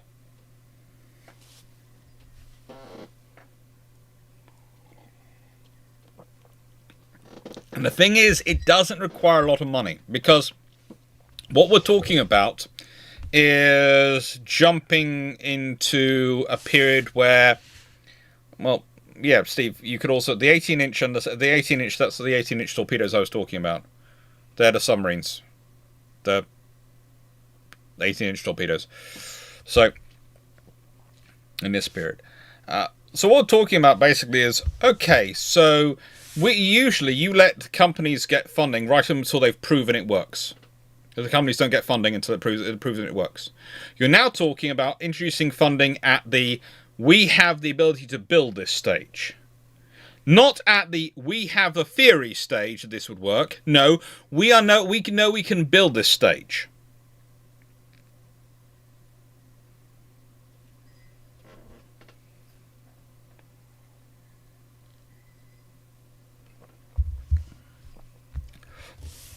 And all this development fits in the world pre-Dreadnought. Okay? All this fits in the world pre-Dreadnought.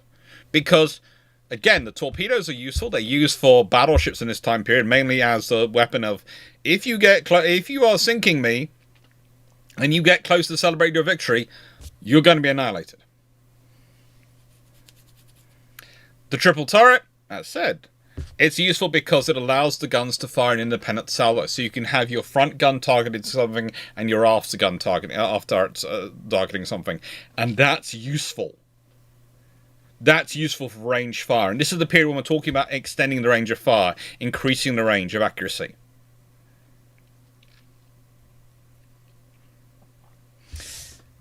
And the thing is, yes, exactly, Michael Coach. The handover notes to the successor would say, I funded this, good results so far, worth more investment, and etc. These things. And you have to remember, when third Sea Lords change, like when first Sea Lords change, there's often a period of overlap. When you have the new first Sea Lord turn up, and they might spend a month in the office with the old first Sea Lord before they pass on, so they get the things passed on to them.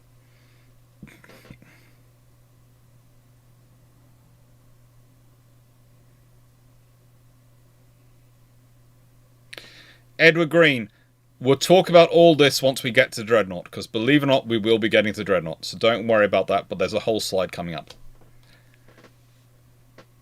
Now, the thing is, you'll notice, again, I guess Dan's brought us up, we do prefer Royal Sovereigns rather than pre-Dreadnought. We're not talking about the ships at the moment. I'm not talking about the ships. I'm talking about pre-Dreadnought as in pre-Dreadnought's construction. The ships which are in this period are even better value for money to go for this upgrade than the ships which come from the Dreadnought period, because of the number of guns you have. Think about that. In the Royal Sovereign era ships, the ones pre-Dreadnought, they have, and it's the timeline for today's discussion, so it does kind of make sense to use it. There we have a turret fore and aft. Okay? You only have 2 big turrets. They need to independently salvo. They're independently aiming. They don't have direct-to-fire control. They don't have all those things which would make multiple turrets work together.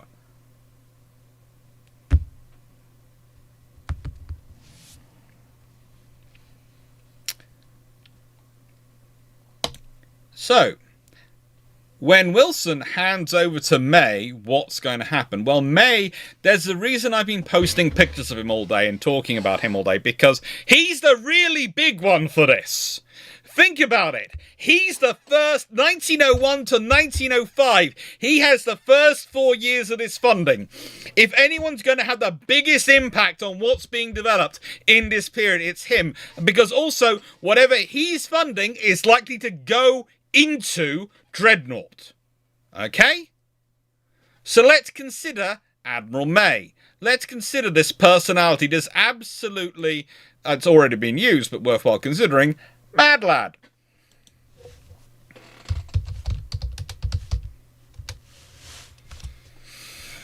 William May is... how do I describe him? Okay. So, when he's a very junior officer, he volunteers for the expedition to rescue Commander Albert Markham from the North, who was trying to reach the North Pole via Smith Sound. He does all sorts of random stuff. He managed to get on various royal yachts. He's very popular he's very popular and very connected. The fact he doesn't end up as first Sea Lord is probably explained by the fact that when he's second Sea Lord, he threatens to bring down the Liberal government by resigning if they cut the naval estimates any further. And they believe he'd actually do it. There is actual discussions of, this guy, if he's on the outside, is more dangerous to us than if he's on the inside. By a long way. May is also the only senior officer involved in the construction of Dreadnought who uses her as his flagship. When he's in command of the home fleet, HMS Dreadnought is May's flagship. She's his baby as much as she is Fisher's. So, don't get me started on that one when we put it all down to Fisher. May is just as involved. He loves her. He wants everything involved in that. And you have to remember, he is also slightly obsessive with certain things. His idea for the future of warfare is actually, in his writing on the future of warfare, are the basis for today's task group task force structure. The basis for what the Royal Navy and the US Navy were doing in World War II with the task force running around and being disparate operations. That all comes down to the writings and proposals of Admiral William May in the 1900s. And he actually was exercising the Atlantic Fleet when he was in command and the Home Fleet in that principle. Operating in cruising groups and task force and delegating command to junior officers and allowing them to run their operations. And he was doing this by using radios and by using other communication systems to enable him to coordinate these disparate forces rather than a concentrated fleet. And he'd been pushing this for a while. He believed fundamentally the future of warfare was not huge fleets having huge battles, but fleets moving in task forces, taking a swarming, fighting, spreading out, acting disparately, and then coming together to act in concert for if they needed to confront the enemy force, and then splitting up and going off to do different missions again. He believed in task force, task group combat orientation, as we would call it in modern linguistics.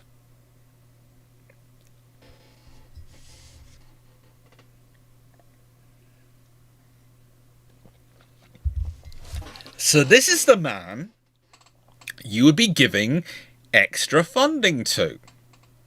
By the way, if you want someone to put up on your wall as a really good character to look up to from the Navy, from the Britain in this period, I would say William May has always been one of my secret favourites.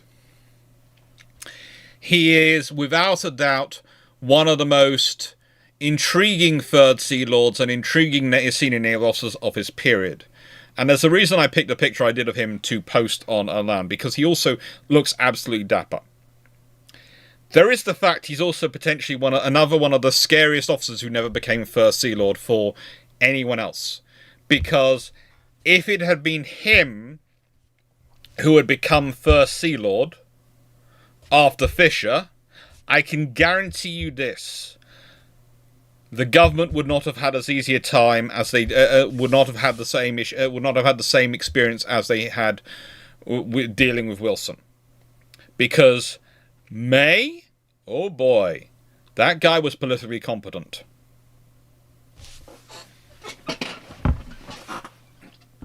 And so, what's he going to be after? What do I think he's going to be after? Well, let's think about what he wants. He's a career innovator. He's backed by Fisher, he's backed by Curdy, he's backed by lots of officers. He believes, as said, the future of the fleet is these cruising squadrons, fast squadrons. He wants, therefore, speed, because the main thing people argue against these fleets off of disparate is that they can't concentrate fast enough to fight the enemy fleet. So the enemy fleet can concentrate and can annihilate each of the task groups in detail. So you need your fleets to be fast to get them to push together. He's the one who pushes for Dreadnought to be 21 knots. May actually pushes for Dreadnought to be 21 knots. He's the man who, well, also, he's going to be pushing for firepower and communication. So I think he's going to keep those 14-inch guns going, and that project. And communication, well, there's radars. And if you look at what's going on, well, Yarrow and Thornycroft have been working on small tube boilers for a while by this point. Yarrow had started in 1877. They'd fitted it to a torpedo boat in 1887. It took them 10 years to develop their small tube boiler and start on this design, which would lead to this. Thornycroft had fitted one to a HMS Daring, another destroyer, in 1890, and a destroyer in 1893. So you've had small tube boilers around for a while, but they haven't been worked up in time. Here's the thing.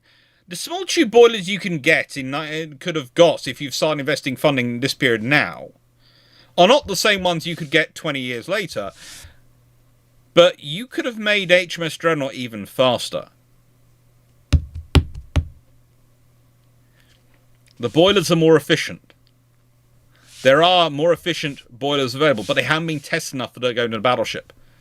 So if you're going to do that, you do that now.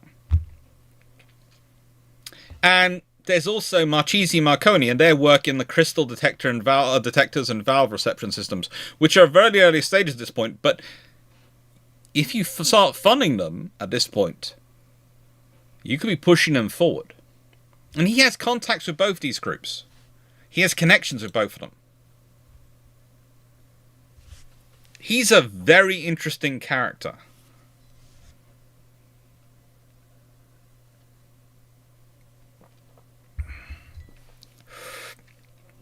So yeah, if you want to... William May is one of those really cool characters, and he shares letters with all these characters from around the world, all these theorists. He is an absolutely scarily capable political operator, because you'd think, because of what he threatens as Second Sea Lord, the government immediately try and get rid of him. They realised they couldn't get rid of him. The Liberal government realised they couldn't fire him. They had to let him serve out his tenure. They couldn't fire him, they didn't want him to resign, he would cause them too much trouble, so they just had to give in. Think about that. A man who's so well connected, is so well respected, that the government cannot fire him, and they can't risk his resignation, so they have to give in to him. That's a scary person to deal with, isn't it? So, with that being said, if he's got all that going on, if he's all got all that capability going on, I want you to all think, what will HMS Dreadnought look like? And I'll be back in a second, because I've got to go for a quick fire break. Also because someone's scratching on my door, so I want to check who's there.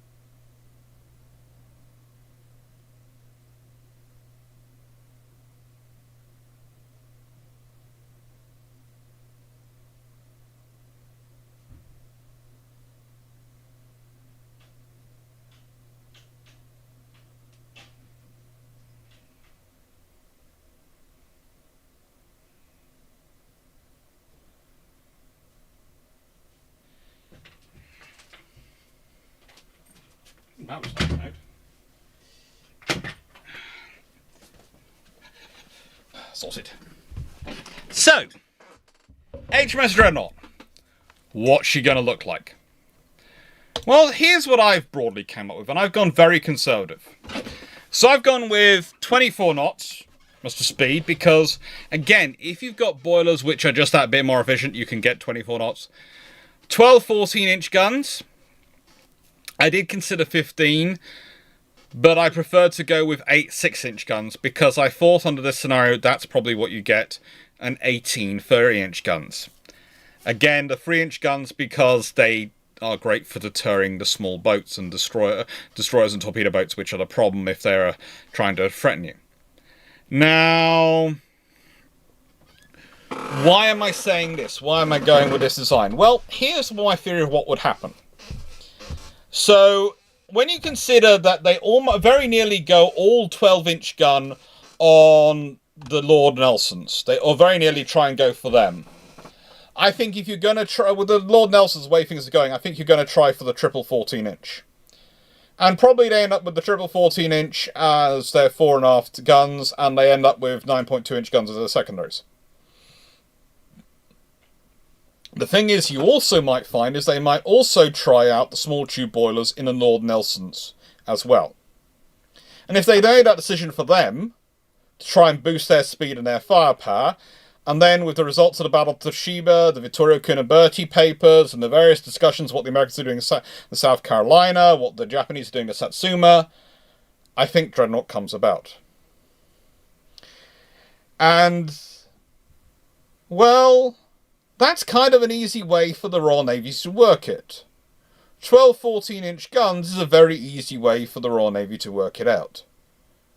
24 knots, though, that's going to be the big scary thing. Because think about the ships which are being built in this period. Think about the South Carolina, 18.5 knots. Think about the Japanese equivalents. Think about the German equivalents when they build them. They're 19 knots. The Nassau's are 19 knots, 20.5 knots at full speed under testing. You can't afford to have a ship, but you can maybe get away with a ship in a 21 knot world, which is that speed. But in a 24 knot world, think about how it's going to affect the A-to-K. Think about how it's going to affect battlecruiser development. Now, the reason I put the 6-inch guns is because this is an interesting thing when you're dealing with May, etc. Whilst certainly the very interesting man known as Jackie Fisher would prefer to have it all 12-inch gun, all 14-inch guns. He's got his 6 forward firing, and they've probably done some experiments with. They've probably done some experiment with super firing, so you know, the nicest way you're going to have done that. The Americans over. The only reason the British didn't do experimental with super firing in this period was because of money. So easily you're going to do that on some of the armoured cruisers while you're building them. And that's going to be a very basic thing. So you're going to found super firing. The Americans are already doing it. Others are already doing it. So it's something they can go with. But the reason I added in the 6-inch guns is think about it from the perspective of the 14-inch versus 12-inch.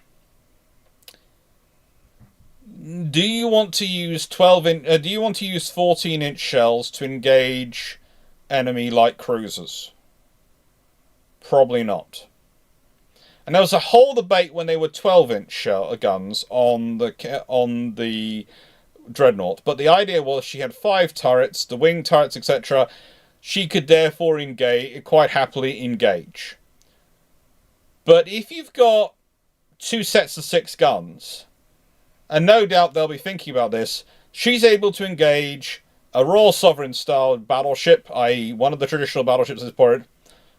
She's able to engage and overmatch, one with her forward guns and one with her aft guns.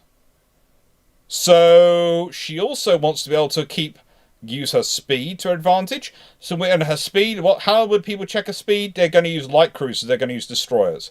And whilst the 3-inch guns can deal with any destroyers and torpedo boats, if you want to have your 14-inch guns ready to free to concentrate on enemy battleships, you've got to have something to deal with light cruisers. Now, historically, they lost this debate, but I think if you got 14-inch guns and triple turrets, etc., I personally think the 6-inch guns would win the debate. They'd have the secondaries.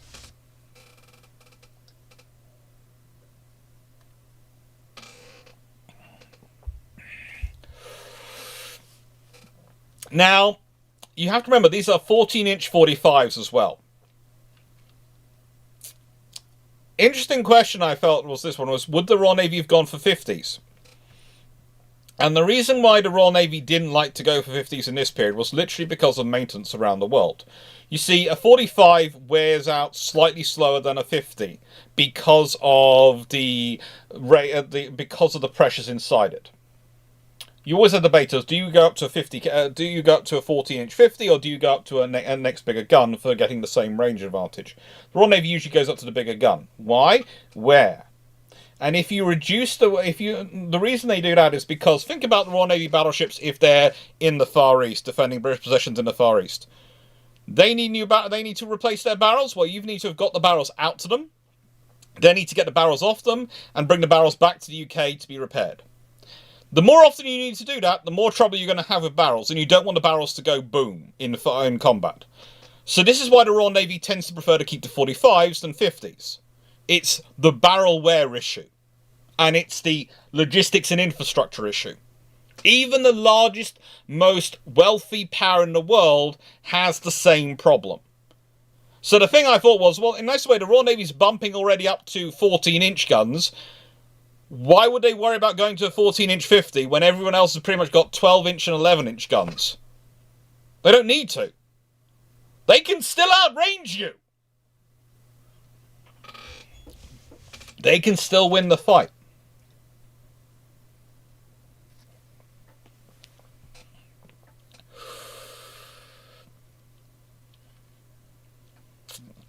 And Colin Cameron, lighter weapon cranes needed to change them out. Honestly, once you're going up to 14-inch rather than 12-inch and you're going to 45, you're saying a 45, yeah, the difference in weight between a 12-inch 50 and a 14-inch 45 is not enough that you're going to be... Let's put it this way. The cranes are still going to be pretty hefty cranes, Colin. There isn't going to be enough to make much of a cost difference between the cranes. I love the idea and the enthusiasm, but I'm going to say that's not going to affect things much. So this is what you'd be going for. This is what I'd be expecting to see. Now, the thing is, it could well be 15 14-inch guns. It could well be that. But the thing is, if you do that, the length is going to increase.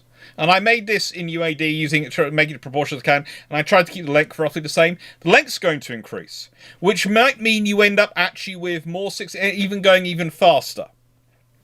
Because the length to beam ratio goes up. So, realistically, if you go for the 14-inch and you stick another triple 14-inch turret between two funnels, and you increase, you possibly end up with 3 6-inch gun turrets either side.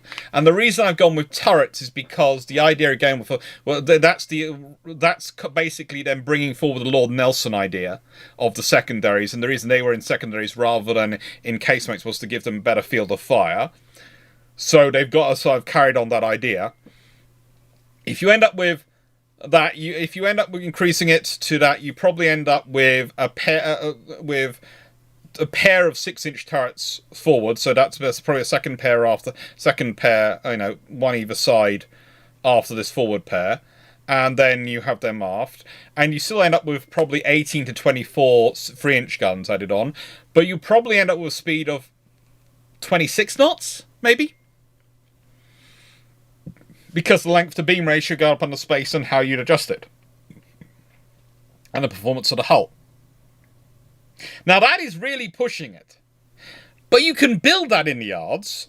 I just went very conservative with it, so I didn't do that. But that is... yeah. This could be... and the thing is, you have to remember, if Dreadnought is this... she's not the Iowa or the Yamato super ships. She's now the new baseline for battleships. Okay? When Dreadnought comes into service, she's the new baseline.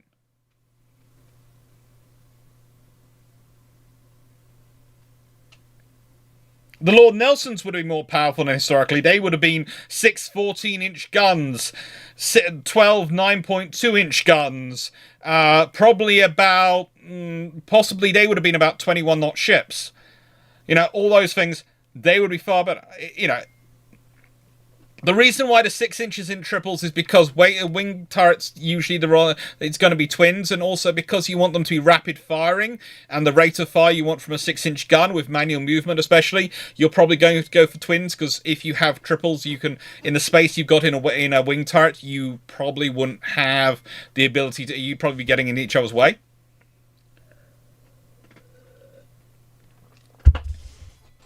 And please note, I'm being very conservative in this. For a small C, very conservative. I'm basing this on literally what you can do, what you can put them forward with.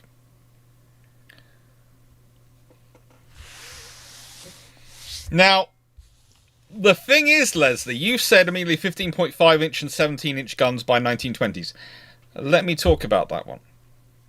So, here's the problem.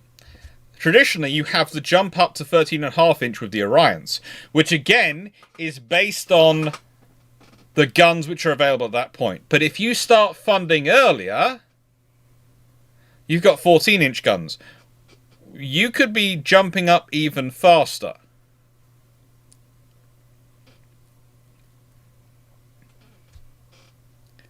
Edward Green, could anyone else have built 14-inch guns sooner than they did? It'd be America. Pretty much the only two nations which have the capacity, industrial capacity, i.e. the organizations which are big enough and pushing it, are Britain and America. The next one down is probably Skoda, the Austro-Hungarians. Krupp could in theory do it, but if they do it, they're going to have to take a lot of development efforts away from their army side, their land battery, land gun development side, which will cause political trouble to the army. So they could in theory do it, but that would cause too much political trouble. Skoda have the capacity for it, but don't have any funding or the intention for it. And so you're left with pretty much Britain and America have the funding and would actually have the viability to do it.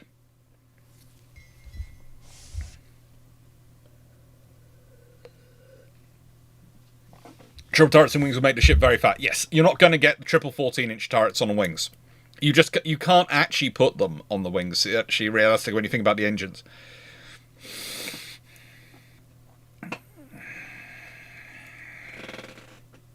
Yeah, Ed Green, as said, I went through the different sort of descriptions, because people will probably go, well, Krupp could do it. Well, they could do it, but that's going to cause a funding argument with the army.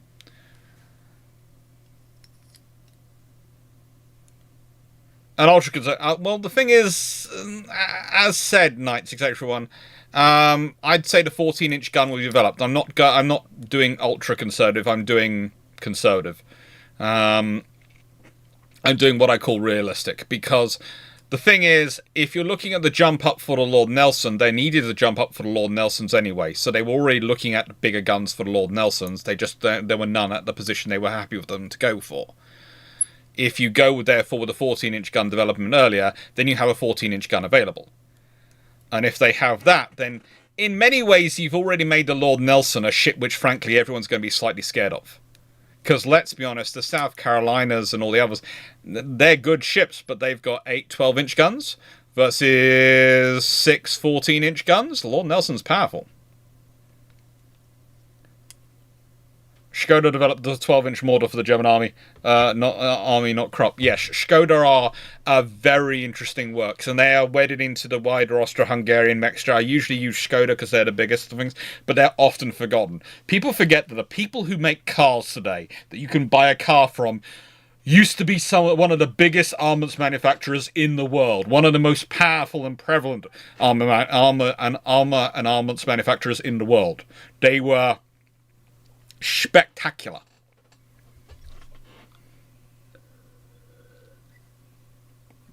And yes, this will all no doubt filter down to the cruisers and filter down into the rest of the Royal Navy. So yeah, expect us to. And in this way, larger torpedoes. I fully expect them to be working on 24-inch torpedoes by 1910.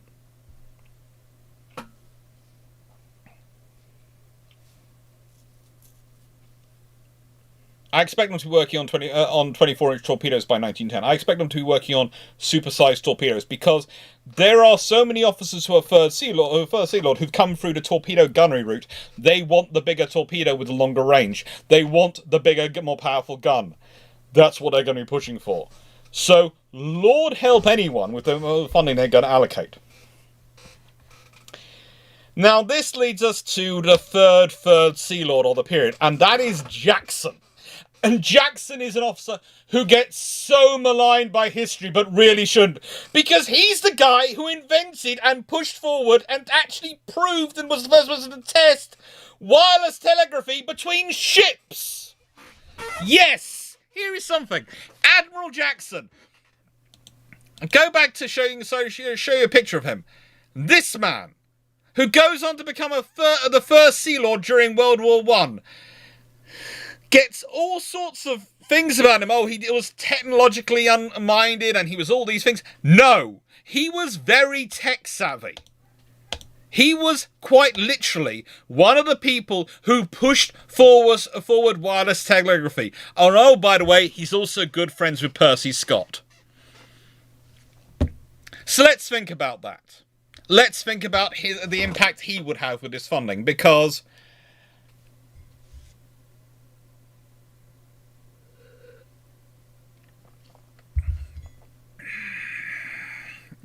he starts off in testing that in 1896. He managed to get. He starts arguing for wireless telegraphy between ships and communication between ships in the 1880s.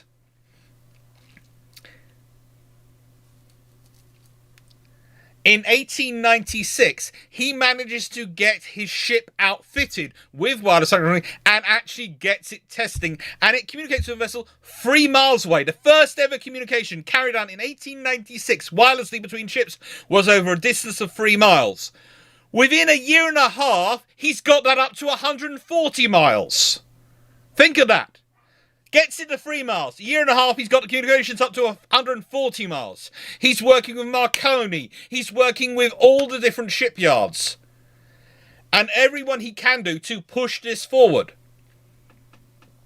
He gets Juno fitted out in 1899 with all this communication for an exercise in 1899 to show up admirals, and literally manages to get other ships in his force he's working with fitted out with it, so that the admiral who's in charge of his force, who has radio communication going between ships, can maneuver his fleet all over the place and completely outfox and annihilate his opponent.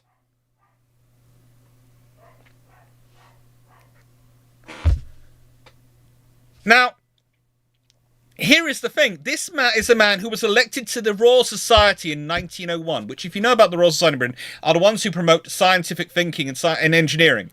He has all sorts of connections. Imagine you have a character with this interest in technology and pushing all things forward, who has a personal discretionary fund that he can award to companies to push forward research he thinks is valuable. Here's a really interesting thing. Think about some of the earlier versions of radar. Think about where they owe their history to. Think about the fact that the theories of radar have been started to be established about 10 years prior to this. Imagine what Jackson does with funding. I don't think he's going to get radar to work in his period of in charge. But imagine if radar is actually starting to become viable at the beginning or during World War I rather than World War II.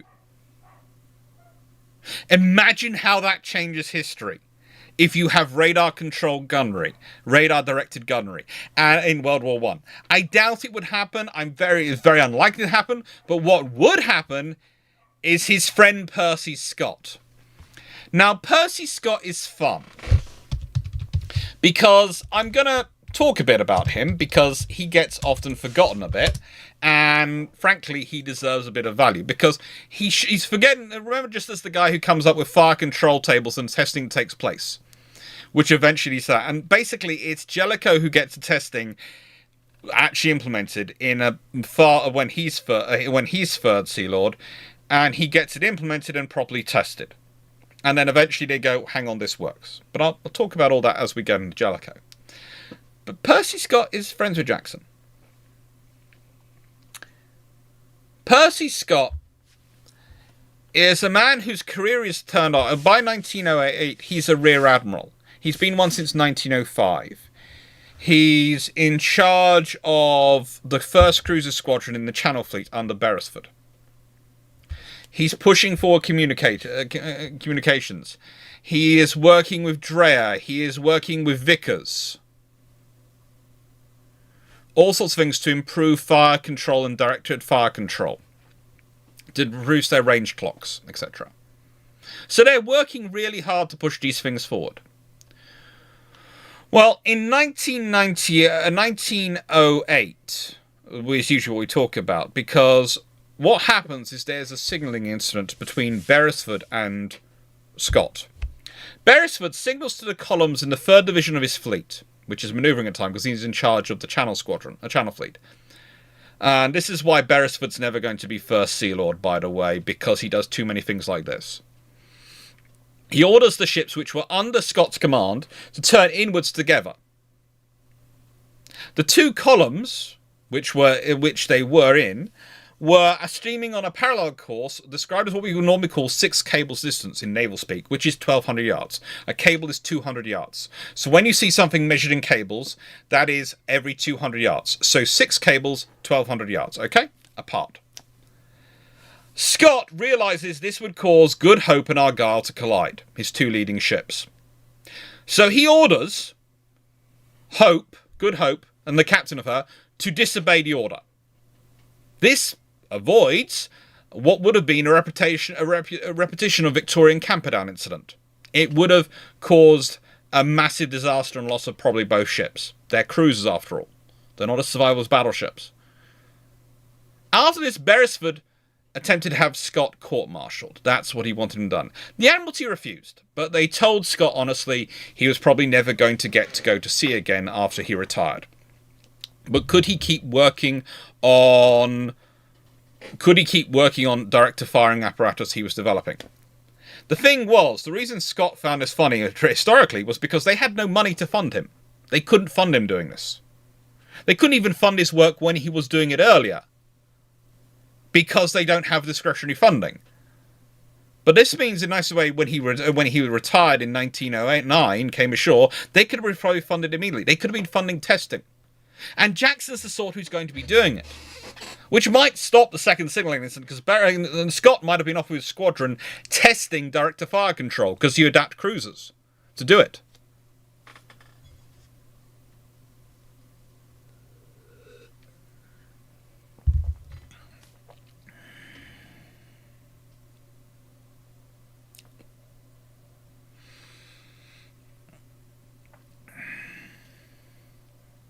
And so this is the thing we have. We have a communication expert who's friends with a gunnery fire control expert, who are going to keep pushing on the gunnery stuff, who've got Dreadnought coming into service and are going to be pushing this forward.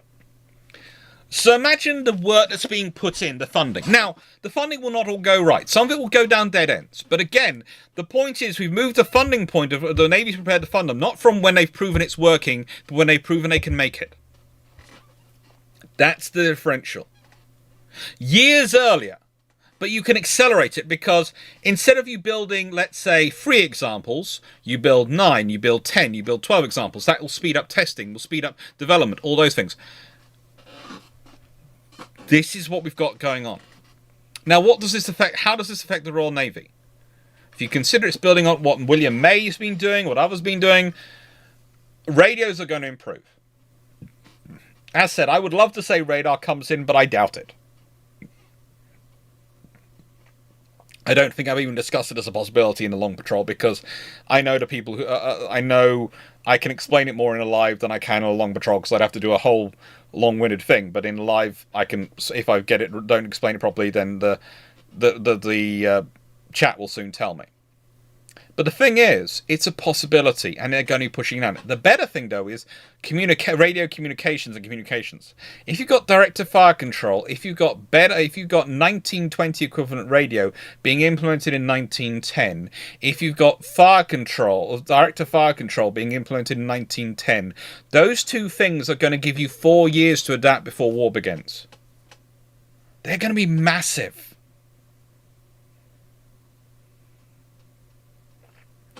You might well be also working on the smaller sets, which will eventually be put in torpedo boats, but also in aircraft. It's going to affect everyone.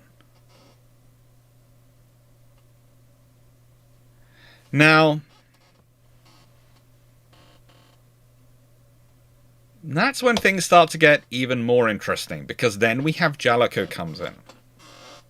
Now, we've already discussed the fact that I reckon Dreadnought is 24 knots. The thing is, that's going to increase the cruise line to A to K. The cruiser A to K line speed to about 30 knots, because they usually like a 6 knot advantage, roughly. A 6 to 7 knot advantage, roughly, over the capital ship line. Now, traditionally, the speed definitions are a fast battleship has to maintain contact with the cruiser line, so it has to be able to do the same speed as them. A battle cruiser has to be able to exceed the speed of the cruiser line. That's the sort of definitions that we're dealing with by the period that Jellicoe is involved. And he's the one who starts the fast battleship definition off, what leads to Queen Elizabeth class. But the point is, the Queen Elizabeth class is going to be 3 generations in. So if the first generation vessel is a 24 knot, 14-inch gun dreadnought, what are we talking about in terms of the Orions? Now, I think they could well be 15.5-inch, but they might even be 16-inch, and there's a reason I would say that. or even 16.5 inch. And bear with me on this. Because if you're starting to go down and funding guns at that stage earlier, they're going to be pushing them forward at that stage quicker. And also, once you start doing it for one builder, and you're doing it for, let's say, Ellswick, and you do it for maybe others who are doing 14-inch, and I know Knight was putting in the chat, well, they'd be doing funding 12 inches as a backup project in case of 14-inch. They might fund more than one design as 14-inch. They've got lots on the pick with. They can go to Armstrong. They can go to Ellswick. They can go to Vickers themselves. They can go to lots of different people to fund a 14-inch program. And they could fund multiple of them. So the thing is, if they're doing the same, then yards are going to go, well, hang on, they're prepared to fund these. What is going to be the risk? What is there going to be at the sim level of development when they take the 13.5 inch? Or if they take what is going to be at the level they're going to fit into the ships at this point? It could be 16-inch, it could be 15.5-inch. It's going to be, I would say it's probably going to be likely one of the two. Would be fitted to the Orions. But that means you could be looking at 17 or 18-inch for the Queen Elizabeth equivalents, the third generation. And the battle cruisers, well, they're going to be faster as well. But also think about this: the battle cruisers are going to be individually fast ships. We might well be looking at the Invincible class being 28-knot ships.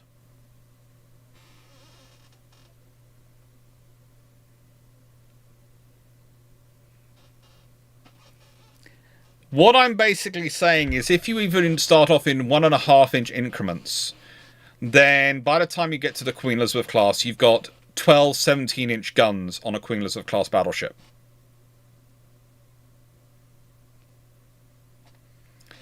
If you're going in 1.25 increments, you could end up with 12 16.5-inch guns on a Queen Elizabeth class battleship.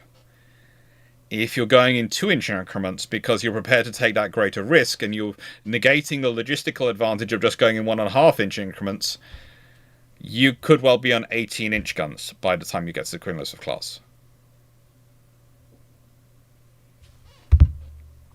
The ships are going to grow in size as well. Okay? They are, which means yards are going to be invested in. But this is a scenario where you're also going to be talking about how fast the Queen Elizabeth class is going to be. Well, let's be honest. The Queen Elizabeth class in this period could well be aiming for 30 knots rather than the 28 knots they were historically aiming for and settled for 25. Because if you're a 24-knot battle line, you're not going to aim for 28 knots. You're going to aim for the cruiser line, which is 30 knots. But if you fall short and hit 4 knots above what the battle line is doing, instead of they historically doing 21 knots, they hit 25 knots. If you hit 28 knots, then the Queen Elizabeths will be 28-knot ships, and let's say the biggest things happen, and they're armed with 12 18-inch guns. And here's the other kicker. These admirals could well have been testing their shells and the armour as they were going, which is going to boost up British armour quality and boost up British shells, which means things like the Green Boys probably don't need to happen. They're going to have, their shells are all going to be equivalent, Green Boy equivalents, because they're going to be tested. When Jellicoe's worrying about testing, he has the funds to go and pay for the testing himself. He has the time and ability to order it.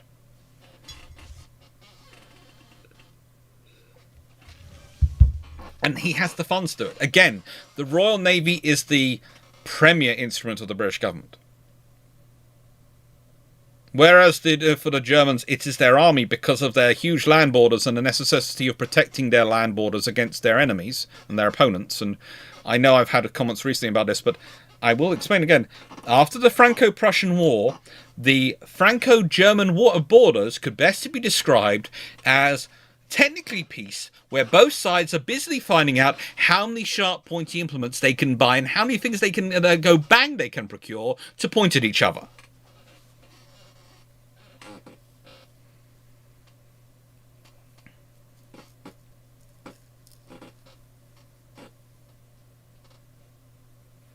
Actually, how heavy is a ship like that? 12, 18 inches and 28 knots, I mean.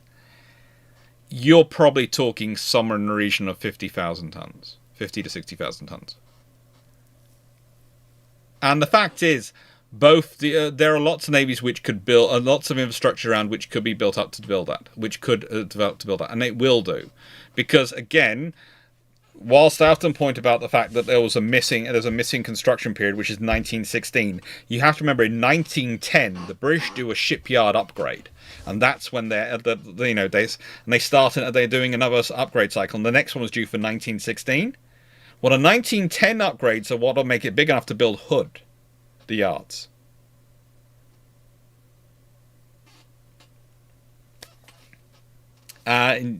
If you're working with ships, if ships are already growing, you're going to adjust what you're doing to them in 1910. The infrastructure upgrades.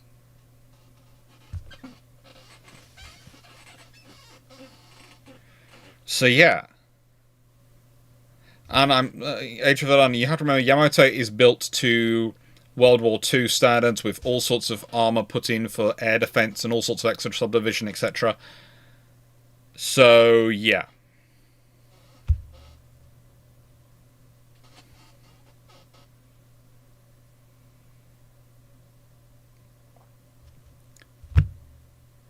And the reality is this will not take place in a vacuum. None of this will take place in a vacuum. So this is one of the reasons why I can't go much beyond Jellicoe, because I can tell you what the Royal Navy are sort of doing up to this point. But beyond this point, they're going to be thinking about other people. I can tell you what I'd see them investing in. But I can't tell you what those ships are going to look like, because they're going to be the third generation. They're going to build... I can tell you what the first generation probably looks like. I've shown it to you. But the second generation is going to be an improvement on that, and that's going to depend on what guns are available. So the thing is, there is a really weird outside chance that what's available for the Orions is the 16.5-inch gun, and then when it comes to the Queen Elizabeths, they're trying the 19-inch. There is a really weird chance and possibility that's the scenario you've got. And then, of course, as Knight's just brought up, there's also the Royal Navy's automation drive. And they're lovely hearts of trying to get a higher rate of fire by reducing the number of people involved, mechanizing it as much as they can. All those things.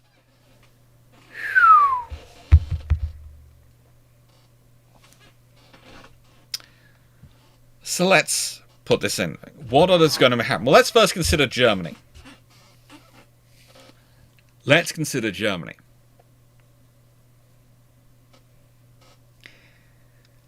As I've discussed before in the Queen Elizabeth video, once you start getting Germany's force to take part in the tech battle, because they argue their 11-inch gun can match in against the British 12-inch, they argue their 12-inch gun can match in against the 13.5-inch. When it gets to 15 inches, they're kind of stuck. Well, the thing is, they can't really argue their 11-inch matches in against the 14-inch. And if you consider this Nassau has a broadside of 8 11-inch guns and top speed of 20 odd knots, and is really more to counter the Lord Nelsons than is HMS Dreadnought.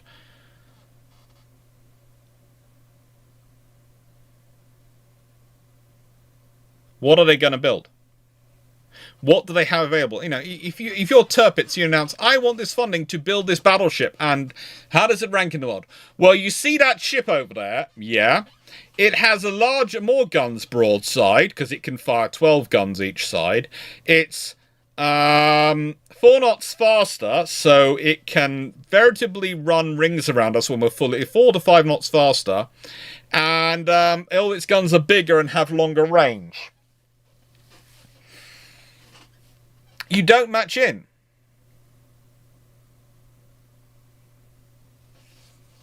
You don't match in.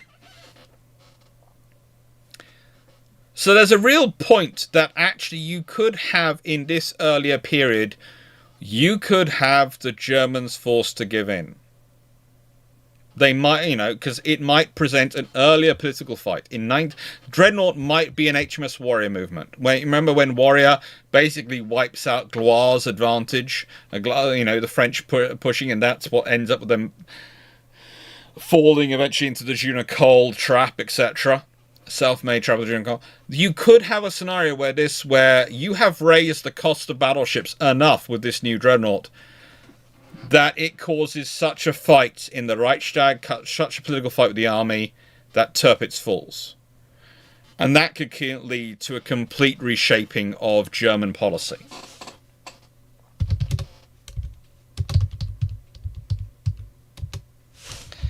There is also the reality that the Entente Cordiale, while signed in 1904, does have issues on the regular.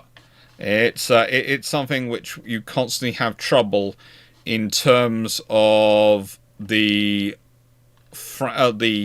British relationship, the Russians, and the fact that the Entente is not really an alliance in some regards. And various things with the Algeciras conference and the Moroccan crisis and all these things. If they don't happen, there is a chance that the Entente falls apart and the Triple Alliance never has to deal with Britain. Because if the German Navy doesn't match in, as long as the Germans don't get involved in Belgium, the British probably don't get involved.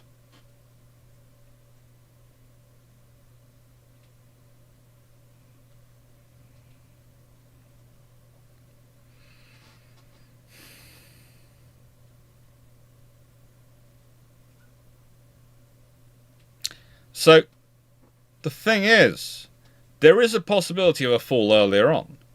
But let's say he does get the funds to go. He's probably the first generation that's still going to look like the Nassau. The Nassau is the quickest design he can get built.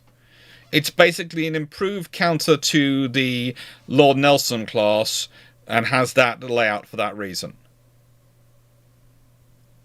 But this thing comes out, it doesn't even scratch whatever the Royal Navy's building, Dreadnought. And here's the other thing.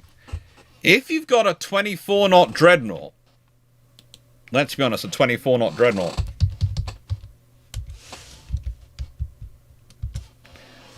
then what are the battle cruisers? Do they even build battle cruisers? Because if you remember correctly, the Invincible class were 25-knot ships. Yes, you might build them, but they're going to be, what, 28-knot ships?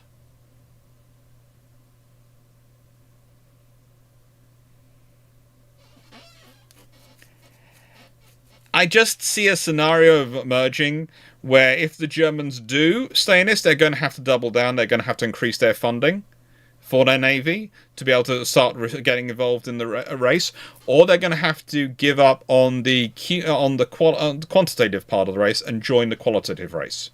Okay, they can't fund both on their existing funding. So either they're forced to give up on the quantitative part, in which case they might start seeking other offset strategies. Before you think they're going to go U-boats immediately, honestly they're not. The Royal Navy has more invested in submarines for a long period than the German Navy does by a hefty margin in this period, and frankly the French Navy are ahead of both. But the Germans might be forced into different strategies. How they're going to compete about it is going to be something which they're going to be fighting, debating, arguing about. It's going to be an absolute nightmare for them. And I could see Tirpitz falling as part of this, because he was never actually that great at politics.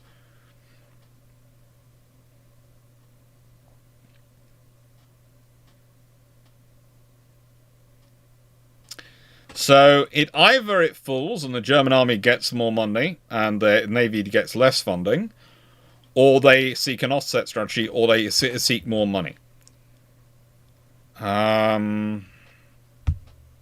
It's an interesting thing. Now, let's go further. Because it's not just Germany is affected. Italy.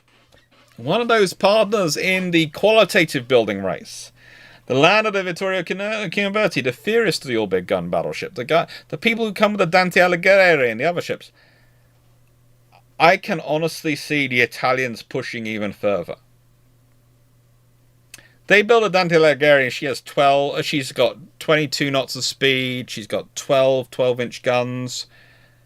If the British are pushing as hard as they can, they might still only have 12-inch guns, but they're going to want to go faster, and they're going to want to have more. I could see the Italians trying to build something with as many as 6 triple turrets. 18 12-inch guns. Because one of the reasons why they went with 12 was to give themselves enough firepower to deal with the other nation's ships. So, yeah. I could see them trying to push for 18. I could see them going, absolutely, we are going to go as powerful as we can get. And yes, they have some 17-inch guns, but they're not modern naval ship guns. So they need to do a lot of work on them. And they have 16-and-a-quarter-inch guns, which they bought off... basically they bought off Armstrong. They have all sorts of things going on for the Italians. So the reality is you could have all very interesting options going on, but I think the Italians are going to push. The Italians are going to be the big qualitative pusher in the Mediterranean. And you have to remember, they very, very carefully do not go for the quantity. They go for the quality. They go for a qualitative firepower. They go for qualitative. Because for the Italians, they know they don't have the resources to do both, and actually, from their infrastructure perspective, going for quality suits their production infrastructure far better than going for quantity.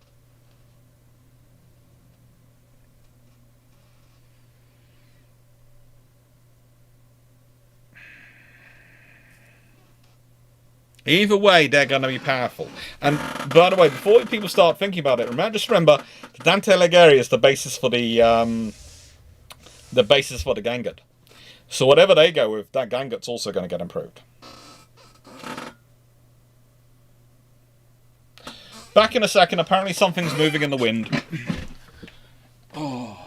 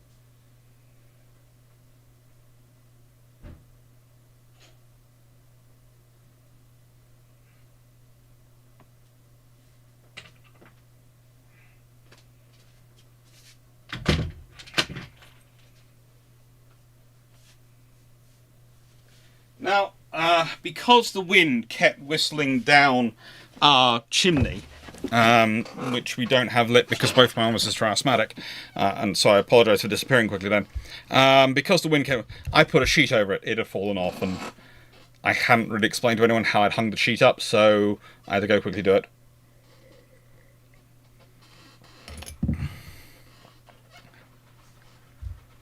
And my goodness, foreign navies can leverage UK. Yeah, they probably will do. They probably will be looking at UK investment.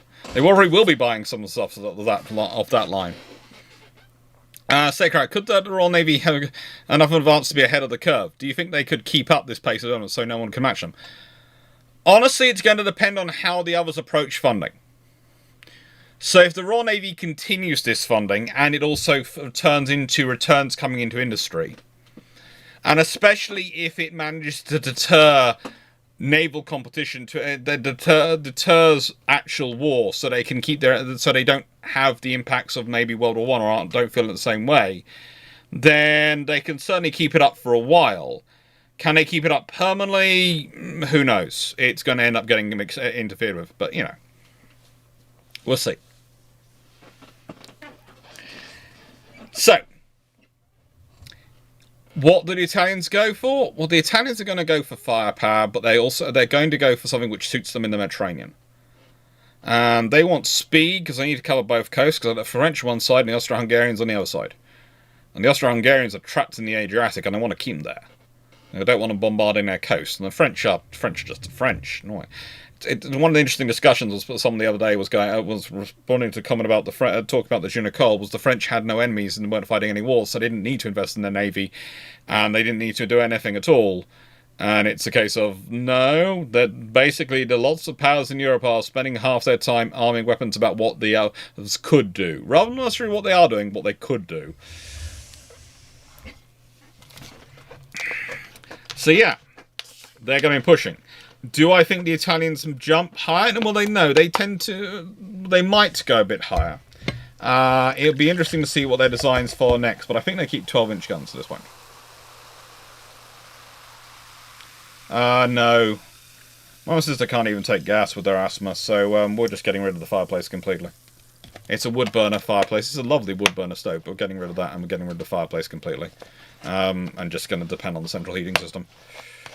It makes more sense with them, and I've got electric radiators to back up the conventional radiator position around the house, so if we can get solar panels and batteries, we're fine.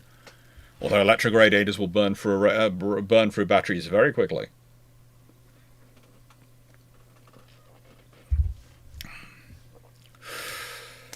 Then we have Japan. Okay, so Japan starts off with the Satsuma, which was supposed to be an all 12-inch gun ship. Ends up getting 10-inch guns instead. But they are also, frankly, going down that road.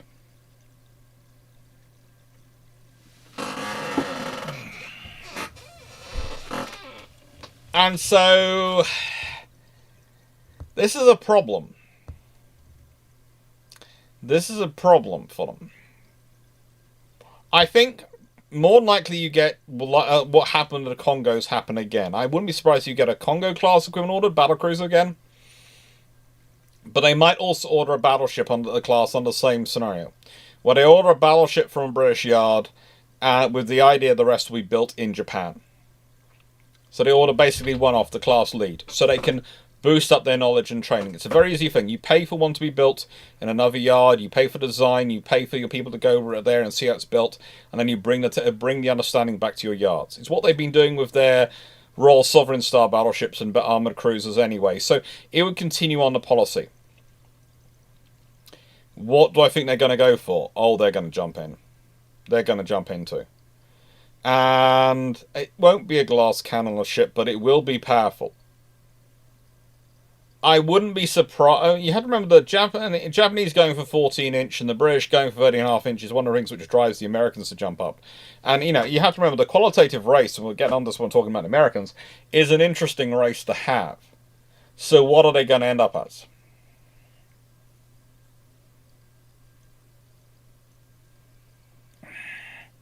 Melanie, I'm not using the electricity for heat. It's the backup heating option.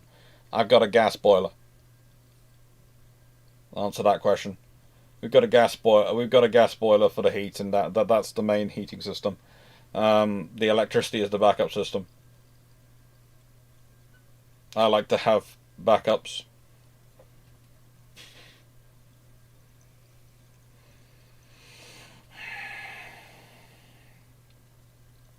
And whilst the title does say full DARPA, we're not going full DARPA. We are going DARPA Royal Navy 1900 style, and that's the difference. There's the thing, as I explained at the beginning, going full DARPA is something you can do in a very different world where you have a very different level of administration, centralization, and organization. But you can go DARPA for 1900. And that's it. That's what the Royal Navy's doing. Royal Navy's going what they would do if they were going DARPA like in 1900. And, what do the Japanese do? They're going to be investing. They're going to be growing their ships. And they're going to be just as keen. Again, you're probably going to see a similar analysis on what numbers they need, what ships they need, how many they need. Because those things don't change. What is going to change is the qualities they're going to build for. So I fully expect, especially between the Italians and the Japanese, these people to be really worried. Because my sweet South Carolina, da da da, you might be the first big gun by USN battleship, but you won't be enough, da da da, for this world will be true. Ooh, ooh, ooh. Sorry, couldn't resist. Anyway, so, in a nice way, 8 12-inch guns is not going to be enough. 8 12-inch guns and 18.5-inch knots is going to be just no. No. So the thing is, they are historically ordered after and built slower than than HMS Dreadnought, so they'll probably still get built. But the reality is, I so need singing. If you want really disturbing, look up on my channel. Look up my Africa recording. About HMS Africa, where someone challenged me to sing the version of Toto to HMS Africa. I did it. Honestly, I think the Americans will turn around and start developing something. They probably are going to start to copy what the Brits have to an extent, but they're going to be wanting to push forward. One of the interesting things is 21 knots you can do with triple expansion engines. You can do that with triple expansion engines. That's what a Nassau class has, etc. I don't think you can maintain that with the ships we're talking about, the size you're talking about, without going to turbines. So I could see the USN having to push for turbines more quickly.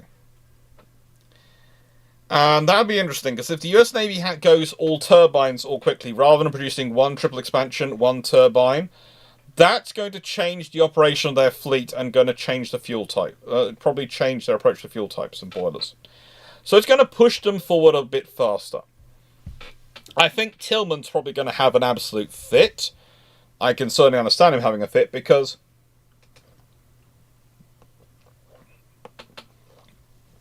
he's going to be told these ships are enough. But even against the Lord Nelsons, they would probably struggle with them having 6 14-inch guns versus these 8 12-inch guns. But yeah, these ships are not even going to be counted as semi-dreadnoughts. Or even, they're just not going to be counted as... There's a lot of ships which are classified in the semi-dreadnought category, which just wouldn't exist as semi-dreadnoughts. They would just all be considered in the older category, because they're just not up to the snuff. They're just not going to be able to do it matching in this world. The Americans have probably heard about the British 14-inch gun development.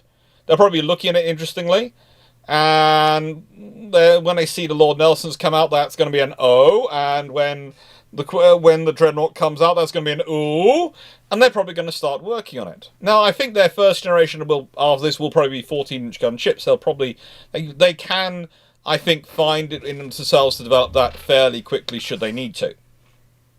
And they had a possibility.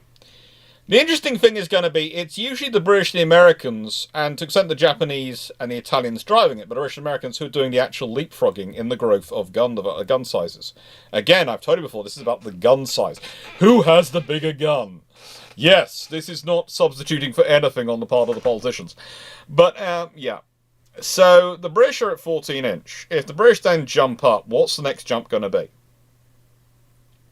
Because the Americans won't match it, they'll want to exceed it. Remember, the British go 12-inch to 13.5-inch, the Americans go 12-inch to 14-inch. The British go to 15-inch, the Americans go to 16-inch. So the British are starting at 14-inch, the Americans get to 14-inch as well. And then the British and Orions jump to, let's say, 15.5-inch. Americans will have to jump to 16-inch. British jump to 17-inch, the Americans jump to 18-inch. There is the very big reality that we're talking about, that the battleships dramatically grow in terms of gunpowder. But also you have to think, the other thing the Americans do, the Americans love their big guns. Now, the reason I haven't said that the South Carolinas would have triple turrets too is because it takes time to develop them, and the Americans don't have triple turrets available yet at that point. If you think about it, they do start developing them, but we have an actual idea of when they would come out. Because South Carolinas, of course, have twins. And, well, Then the lovely Delawares,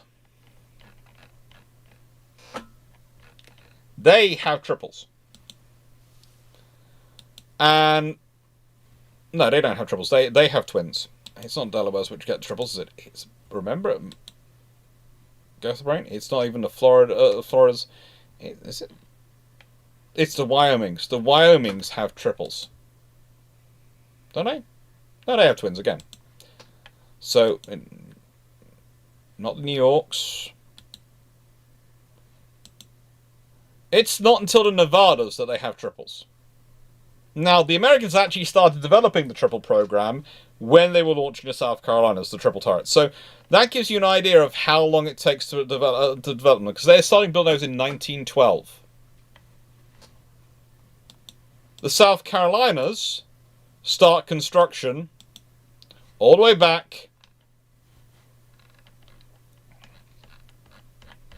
in 1906. So it takes roughly 6 years to get a working triple turret for a battleship grade gun. That's one of the reasons why I've said, the British, because of mooting the idea in 1900, if the British started in 1900, you could have it by Dreadnought. Roughly 6 years. Nevadas. Thank you everyone for catching up and assembling Nevadas. Yeah. So the other option is they buy a design off the British and implement that, but they might want to develop themselves. They might more hurriedly develop it themselves. But yeah, again, the triple turret is something which they will want, but it takes time to develop. So they can't see Lord Nelson class coming with triple turrets and go, we want it. If they start a bit earlier, they might get them a bit earlier. If Dreadnought has triple turrets, they might go, oh, really? I think, in the nicest way, if Dreadnought has 15 guns, that's going to be the point at which the Americans do a crash development of a triple turret. If the Dreadnought we're talking about is a 26-knot, 15, 14-inch gun, absolutely, we've gone for this over and over weapon system, then that's going to be a very different scenario for the Americans to face off against. Because the Americans pride themselves not just around having the fast, but having biggest guns and having the most of them. That's how they balance their ships. If you ever look at it, the other reasons why the British and American race tends to not have so much heat in it in terms of the qualitative race, it's because what they emphasize for building the best battleship is slightly different. They're both similar and different at the same time. So yeah, it's gonna be interesting what the Americans get up to and what the Americans push for. But there's going to be an interplay going on. The Orions are going to be the first example of the jump. Probably, again, the second generation of battleships begin. And the second generation dreadnoughts are going to be when you start to see the diversions. But as said, if you do have the dreadnought, which I didn't put in there, the 15, 14-inch gun dreadnought, holy guacamole. Because think about it, in the nicest way, if they do end up with the 15, 14-inch gun dreadnought in the 5 triple turrets, centerline, full Orion-style turret layout sort of thing going on, I do not see a scenario where the Germans can compete with that in time for them to necessarily stay in a naval race. In terms of also keeping up with the quantitative race, okay? They will either have to they will have to go qualitative or they will have to drop out, because there is no way they get the budget to be able to build enough build ships of that level to counter at that point. Because the amount of research and development they will have to fund to get it there. Because 15, 14-inch guns is just... 12, 14-inch guns is bad enough. 15... Think about it. Nassau has a broadside of 8, 11-inch guns as historically built. The difference between that and 15, 14-inch guns on broadside. The average rule of thumb, and let's just go to 12-inch guns, is if I wanted to replace if I wanted to replace a turret of 3 14-inch guns with equivalent 12-inch guns, I'd have to go for a quad. So that is equivalent to 20 12-inch guns. And if you really do claim the 11-inch is exactly the same capabilities as the 12-inch, then that means they have a broadside roughly equivalent to 2.5 times the power of any Naval.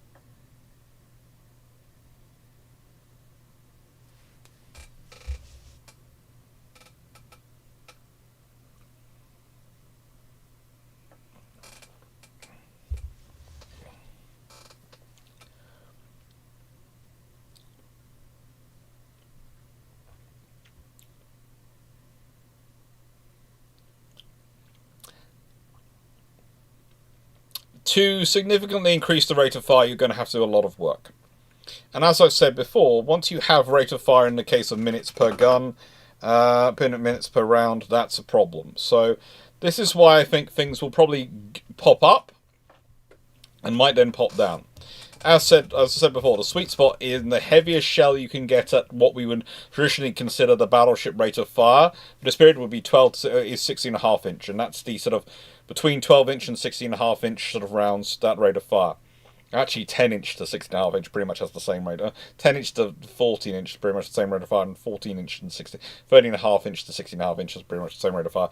And there's not a lot of difference once you've got the various technologies in them.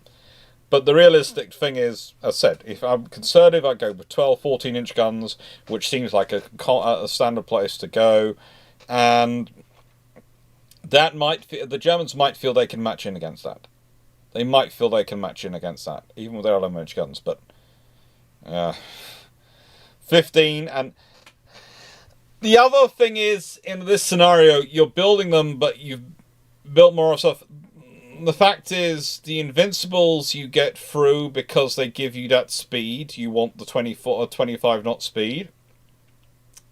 You've got 24 knot battleships. I think it might be, whilst I think you probably do get battle cruisers anyway, I wouldn't be surprised if instead of the Invincibles you get the first 3 of the Dreadnought extended Dreadnought class. So if the British have got 4 with 15, 14-inch guns, or that's just, yeah.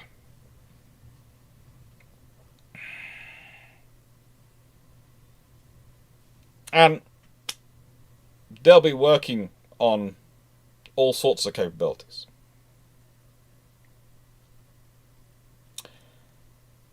So that being said, with the Americans and British all involved in this, and probably happily involving a qualitative race, and that's the interesting thing to me, because if the Americans will still be involved in a qualitative race, as will the Italians and Japanese. The French might join in it later. The Austro-Hungarians will definitely be involved in it because those are the Italians. But the thing is, if the Germans drop out of the quantitative race and join the qualitative race, they're, instead of trying to match up to the British in numbers, are trying to match up to them in quality and build a ship. Things could accelerate even more quickly.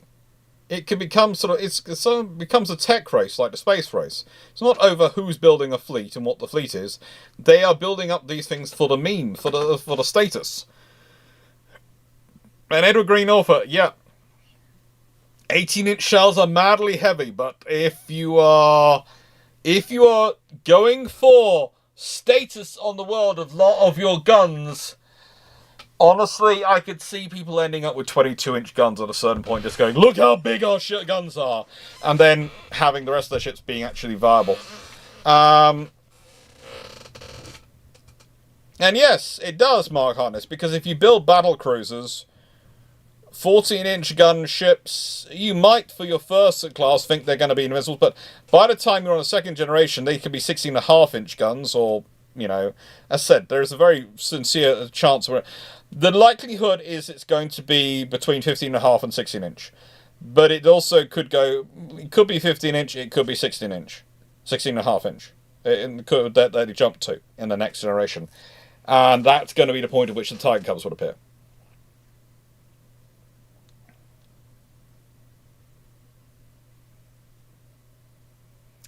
Michael Gooch, the 14-inch guns are also for status. There's a reason they would have the same guns. The nicest way, the Royal Navy is not going to start. There's a reason the battle cruisers always have the guns of the battleships of their generation. And that's part of them. It's a status asset to make sure that they are, as cruiser killers, It doesn't matter in this period whether you're using 12-inch or 14-inch, both are overkill against the cruisers. Look at the cruisers of this generation. There's not a single one that's standing up against 12-inch, let alone 14-inch fire. There's a reason why the poor Gneisenau and Scharnhorst at the Battle of Falklands get wiped out the way they do. And yeah, to be honest, the Horizon... Yeah, the Horizon problem does come in, I do agree, but I think that could lead to you pushing for scouts, aircraft to provide fire control earlier on, which could have an interesting thing for aviation and air support, and it could push navies down that route earlier on, which might lead to aircraft carriers actually earlier on, but we'll leave that to one side. There's also all sorts of other options with radar, as said, and radio, and well, especially with radio, but also radar, because you could have a developed system where destroyers and torpedo boats forward are doing spotting for the battleships.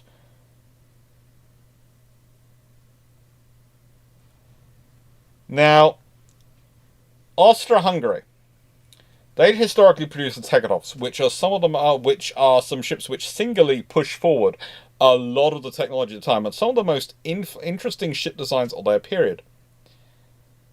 The thing is, they are ones who I could really see them matching in on this. I could see them producing something which is really quite capable. Historically, the Tegetov class are quite well armed, toting around 12-inch guns. Okay?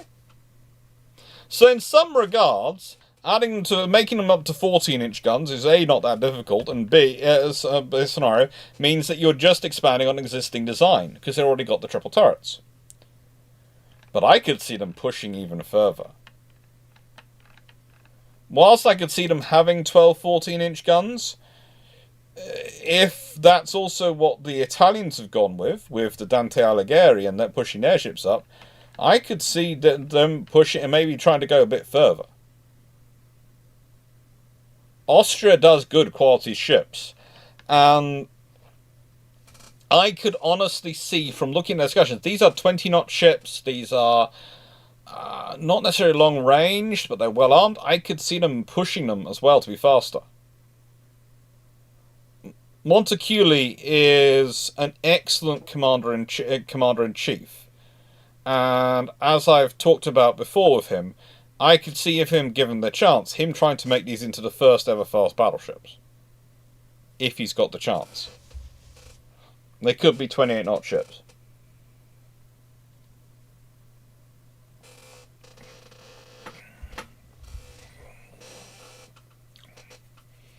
Now, the thing is, please note, and I will discuss this.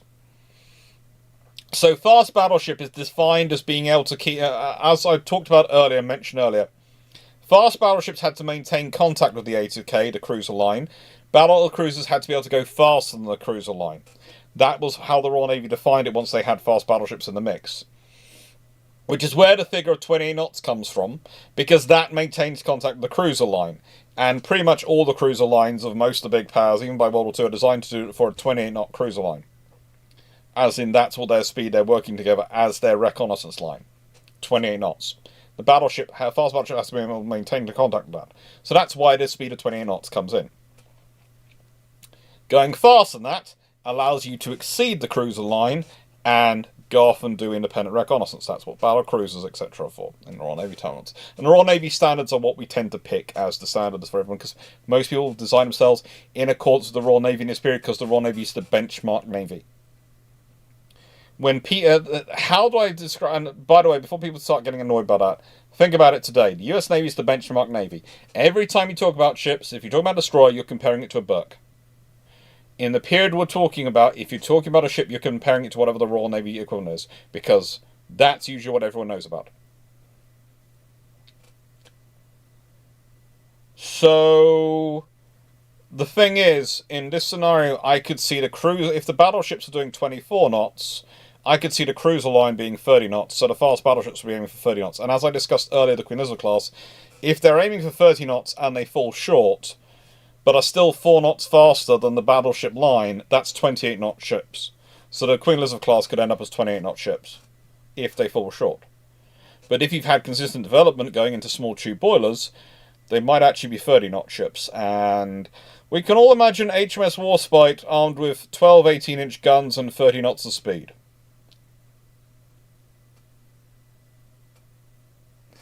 At that point, I think it's when you do this, and you just go, so the German Navy has just encountered HMS Warspite. Oh, goody for them.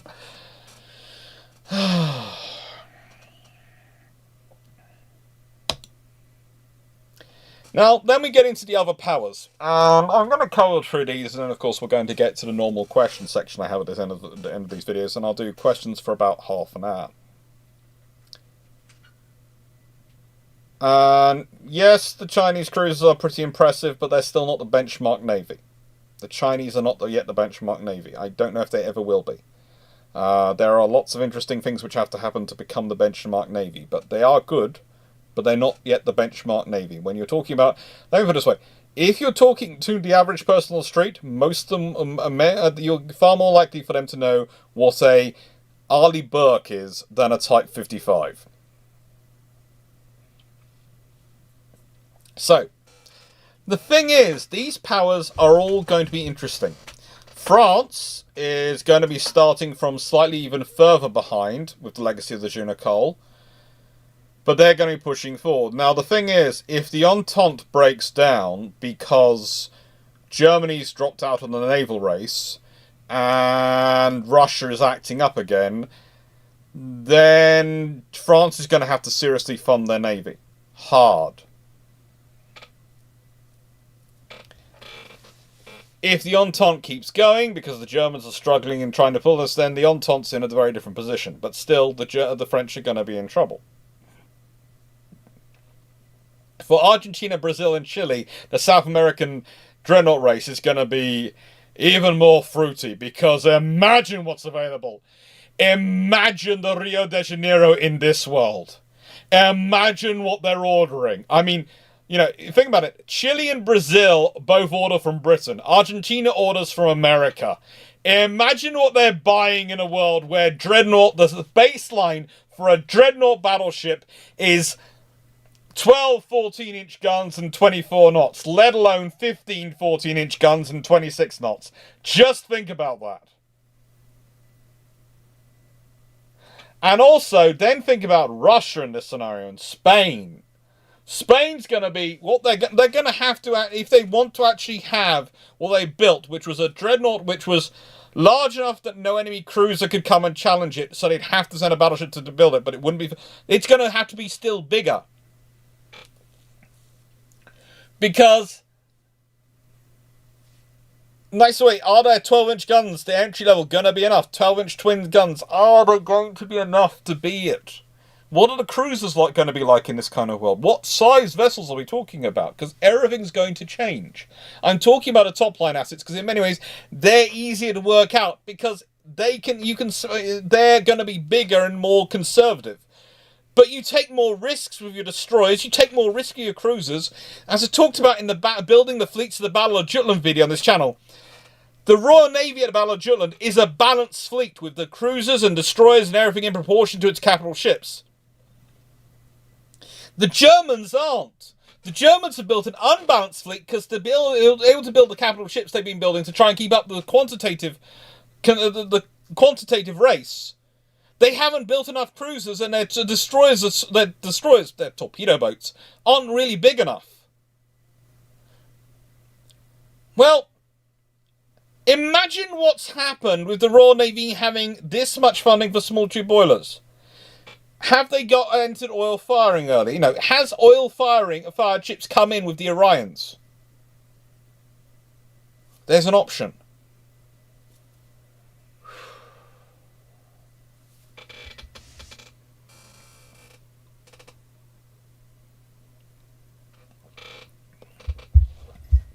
Then, you know, on top of that, you have Russia.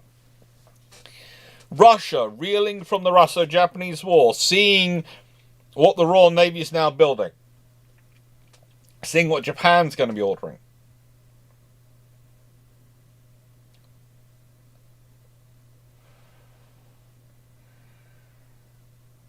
The thing is, they possibly go to the Italians again and they order a variant on whatever the Dante Alighieri is. So they could be talking about an 18, 12-inch gun ship. Which, by the way, if your Ganga is an 18, 12-inch gun ship or something, or 18, 14-inch gun ship or something like that, Lord help anyone who wants to fight, anyone who thinks that building an 11-inch gun ship after the Treaty of Versailles, if that sort of scenario still plans out the same way it does historically, which it might well not, is going to be viable. It's just, it changes history so much. We've got to 1910 broadly. I'm not going any further than that because, honestly, it's changed so much. And I'm not forgetting that global oil storage is not there yet. One of the things you're forgetting is that they build the oil storage in response to them starting construction of the battleships and going for that. If you start looking at earlier because you've got small tube boilers which do even better under oil supply, then you're going to push for it earlier. And there's the very real scenario that the British managed to get into the oil-powered ships earlier than the Americans. Historically, one of the American advantages and one of the methods they are using towards the end of after World War I to try and open up the global economic market to them is to challenge the British merchant marine and merchant numbers. I've talked about this with Sal. And they do this by having oil-powered merchant ships because they then don't have to rely on the British coaling, because the British coaling can restrict the flow of the world trade. Well, if the British have got the oil-powered ships first and pushed into them earlier, that can mean that never happens, or is far more contested when it does.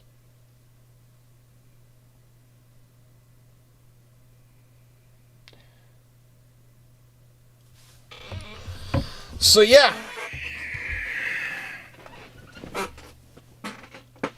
This is going to change.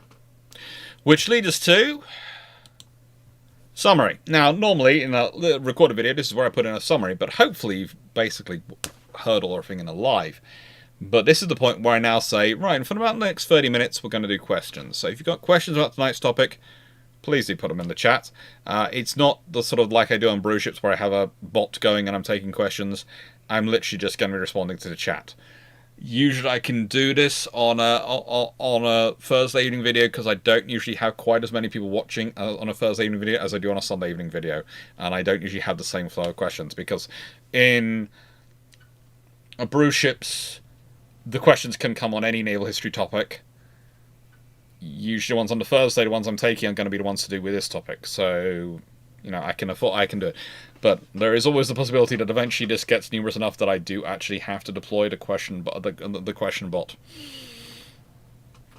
That both excites me and worries me at some point. Stecker, so BP they would get oil from Iran or somewhere else in the empire? Yeah. In a nice way, if there's the money going, we want the oil, they'll find it. And these companies are quite happy to go hunting for oil if you want it. They'll go find it for you.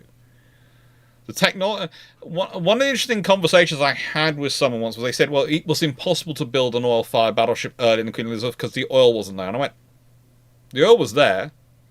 Well, the oil technology wasn't there. No, you look at the exploitation technology. You could have built it for about the previous 10 years at that point. Well, the infrastructure's not there. They build the infrastructure for them. Well, then why didn't they? Okay, well, because they haven't developed the boilers to that level of reliability. They haven't developed the things to justify it. But if you build it earlier, yeah. What do I think the World War I towns are like at this point? Oh, frigate, that's going to be interesting. It's going to depend on what they push them towards. But again, they're going to be pretty ubiquitous. Historically, the 1910 town class are armed with 4-inch guns, wasn't it? Yeah, 4-inch and 6-inch. They've got some 6-inch and 4-inch guns.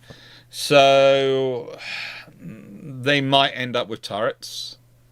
If they do end up with turrets, that's going to be different, but they possibly don't. What they might do is end up with twin open mounts. So you might end up with a twin 6-inch forward, a twin 6-inch aft, and twin 4 inches along their side of their hull, and that's going to change things. You might not end up with turrets until later. It's going to depend on what mix they do. As I said, if you do put a 6-inch turrets onto a dreadnought, then that is going to start people thinking about the concepts of turrets. And so maybe by the time you get to the towns, you do have turrets. But again, you also might end up with super firing. As I said, I think that would be tested out on armored cruisers earlier. And so you could end up with a town class which has got, like, I don't know, 6-inch guns in 3 twin turrets, 2 forward, 1 aft, and a whole load of twin 4-inch mounts on it.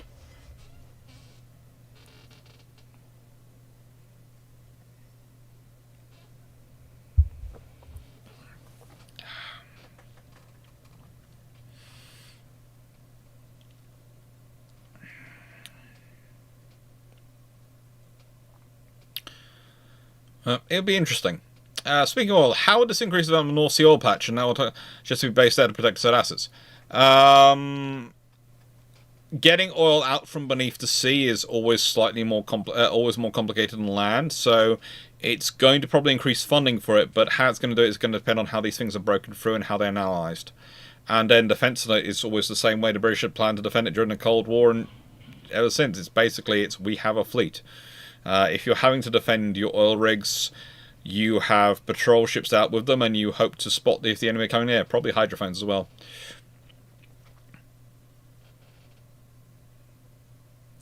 Only one question, Doctor. I shook hands with Travis of USS Texas on my store last night. Have you met him? No. Would love to. Nice one. So why wouldn't the RN stick with 12-inch guns when that gun is in production and making a 40-inch gun is going to take a number even for Vickers? Okay, Knight. So here's the thing. If the reason you invest in a larger gun is to get a qualitative advantage over your opponent. If you're going to invest in anything, you're going to invest in a bigger gun. Investing in more 12-inch guns doesn't get everything. They don't really need to develop the 12-inch guns. They've got them working. They're fine. So you're investing at this point. That's what you'd be working on, would be the next generation of guns. The 14-inch gun I picked because that's Elswick, who are kind of like Camel Airs. They're one of the Royal Navy's preferred partners with armaments. And they were offering a 14-inch gun. And whilst other people, including Vickers, are offering both 14-inch and 13.5-inch designs, I wouldn't be surprised if the Royal Navy, if they're going to invest in it, would go with a 14-inch. Why? Because that's going to give you a significant firepower advantage over a 12-inch. It's going to be a significant jump. And the Royal Navy are looking in this period very actively for a warrior scenario. HMS Warrior was launched in 1860. When she was launched, she managed to end the race with France. She knocked them out. Basically, they built Clarke and Britain decimated them by building Warrior and Black Prince. The idea was to deliver a similar blow. Dreadnought failed to deliver that blow to Germany of the arms race because she wasn't enough of a leap forward. And unfortunately, the Queen Elizabeth class did it, but they, again, weren't really enough of a leap forward for what the Royal Navy wanted them to be. So, if you go for a 14-inch, you have a chance of getting that leap forward.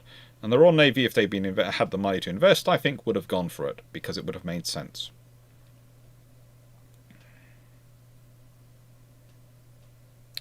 But I'm fairly sure I discussed that earlier in the video. DARPA squad. I imagine the British would look at the Iraq for oil. Much better to go, yeah, probably Iraq, but they have a few options. They also have Canada. Anyone remembering Canada and its huge oil supplies? They have lots of places to go for oil.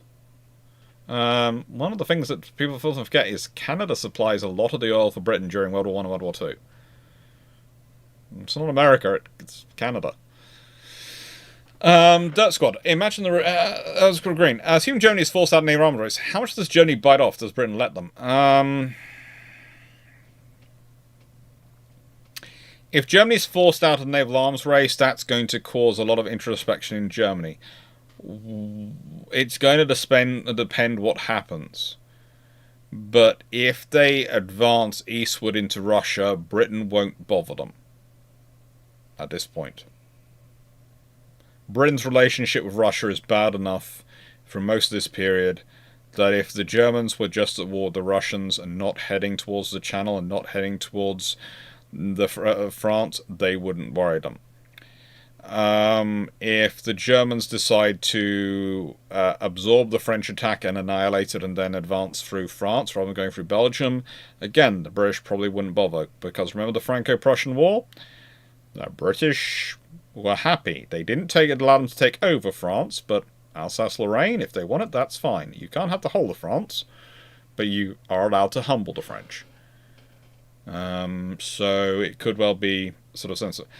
There could also be earlier, on the oils, there could be earlier exploitation of Purbeck and that oil and gas field. There could be lots of work done on there.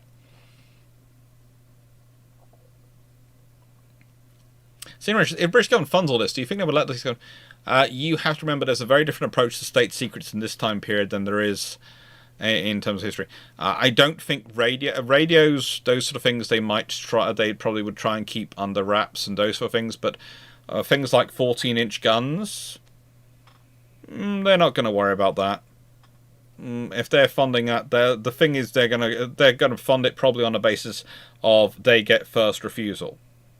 Okay, they get first refusal, and they might even fund it on a thing that this is something the British government would be tempted to probably do at this moment, is they might get a profit share of any sale. So if you sell it to anyone abroad, the British government gets some money from it. So there could be all sorts of things written into it. I'm not gone quite into those details because that's going to depend on what sort of proposal they go with, but it could work out quite interesting. Steve Clarke, Alex. So did you so you do not consider submarine development? Are we looking at something like an E-class we see in World War I appearing as early as 1967? I didn't get into submarine development mainly because the possibilities for that are going to depend on what other powers do quite dramatically. Okay. What would be interesting to me is that both submarines and ASW work is probably going to be funded quite heavily. And again, there's a debate as to when of the idea of the depth charge actually happens. So it could be interesting. It could be interesting.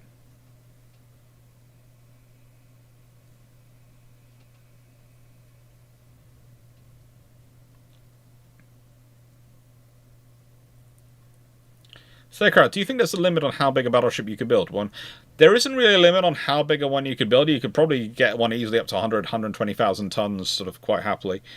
But the thing is, how practical is it to have enough of those to actually do the jobs you need? Because if you're talking about the Royal Navy realistically always reckons it needs roughly, available for service in 1920s onwards, about 24 battleships for just their normal commitments against normal threats without having Germany doing what they're doing, etc. Because they need to have a squadron for home fleet, a squadron for Mediterranean, a squadron for the eastern area, at least, for operations. So the thing is, can you the actual viability in terms of battleships at a certain point, does the extra size justify them versus the number you need for the jobs versus the number you can have? And it's always going to be a debate between that. I think the limit they'd hit far quickly is how many we need for the operations we need and how we can support and sustain them. What are our things like that?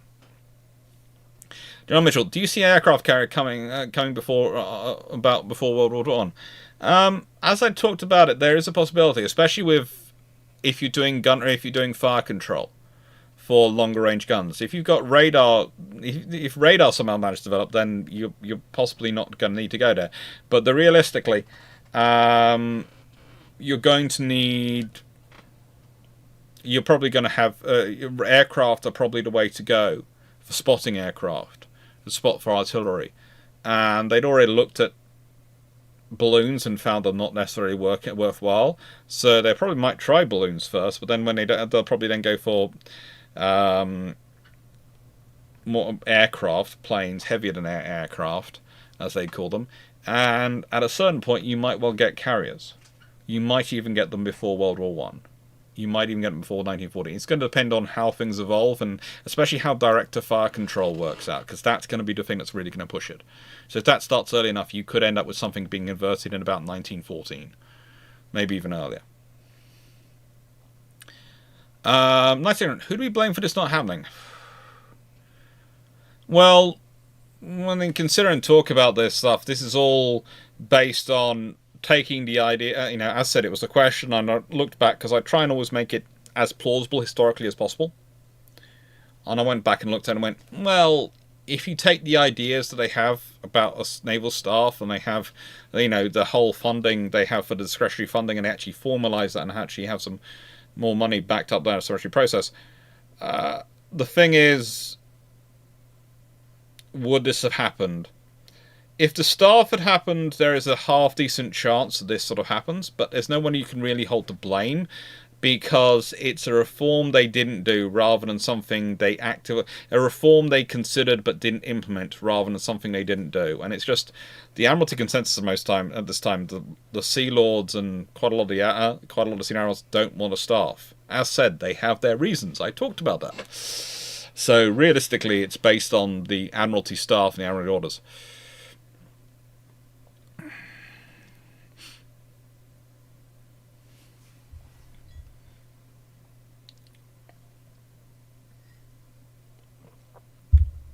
And during round, you're right. Lighter and more powerful engines have to come before carriers for aircraft. But one of the areas you're going to probably see funding in this is going into motor torpedo boats. And as we often see with motor torpedo boats, they often share their engines in this period with aircraft. So the thing is that the development for motor torpedo boats could have impacts on aircraft engines and vice versa.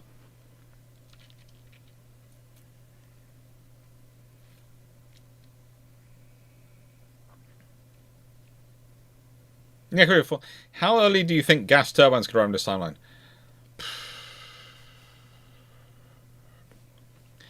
That's going to depend on funding. If, let's say, Whittle, I've talked about Whittle earlier as a previous scenario, and if Whittle manages to get funding from this earlier on, then things could be interesting. Jet engine, those sort of turbines could be developed. But yeah, it's going to take a while. We'll see what happens. We would see. I have to see. And yeah, it could well sort out all sorts of things in terms of aircraft carriers. There's also the traditional funding approach, but the thing is, again, if you're pushing down this line, if we go back to Vickers, is a good example. This is a Vickers advertisement document, right? And the thing is, one of the things listed there is aircraft. And there's also HMS Princess Royal there. Okay? That shows you when we're talking about. We're talking, prior to World War I, Vickers are already offering aircraft. With those kinds of companies involved in the mix and you're pushing forward, let's be honest, they're going, well, look at our big guns. Well, to really take advantage of them, we need to be able to see the enemy at long range. Here, we have an idea. And they were some of the biggest spenders on aircraft at this time as well, so that's going to be involved in it.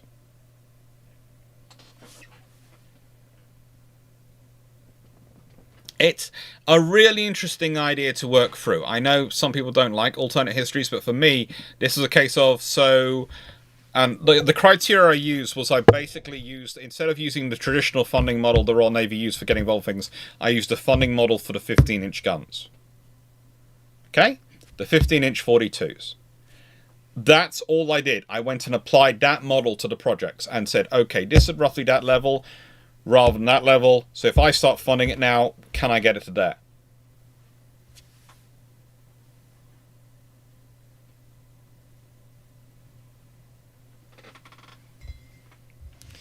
For Fox, I mean, from the mid-1800s to the early 1900s, the Ireland was full DARPA. The Iron was certainly pushing things, but as I discussed at the beginning, they're in many ways, they are waiting on they're using the industry and the competition between the industry to pay for that development rather than pushing it themselves. In this scenario, they start to be a bit more proactive involved in it. And there is also the scenario that the admirals, the Third Sea Lord, could run it as competitions. They could say, right then, I will put up this funding. If you deliver me a working 14-inch gun, this many barrels, working 14-inch gun, whoever delivers them first, that passes this test, gets this money. they could turn it into prizes. There was a very real part of me which wanted to go down that route because that seemed to be a really cool way to go. But the trouble is, then it's going to depend on terms of competition and how the competition works out and what the different things are going to do. And that's going to push forward technology quickly, but it's going to cause issues. And predicting that is physically impossible. But that is actually a viable thing for the Royal Navy to do, that they're using the discretionary funding not in terms of funding projects, but as prizes for successfully completing things.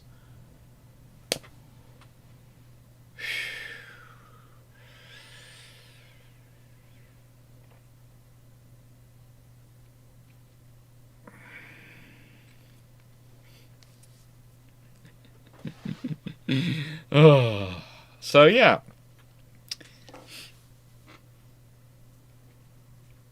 It'll be, I think also you'd have a lot of development going on in terms of visual sighting, in terms of how they're going to do it. There is part of me which wonders if you could get pagoda-style mast structures being built by more than just the Japanese, being built earlier.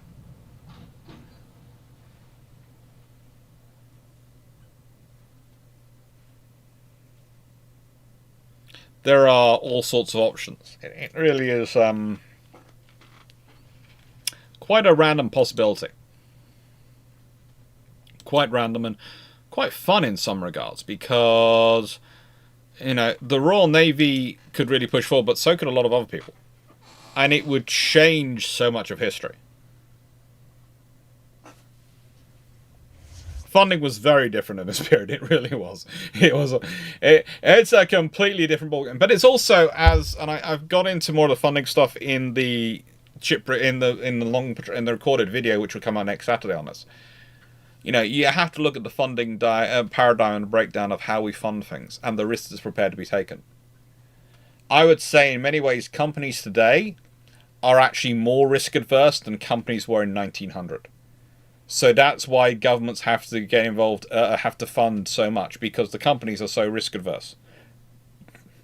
Queen Anne's mansions could develop. They could be the another option for fire control. It's an interesting thing of what could happen.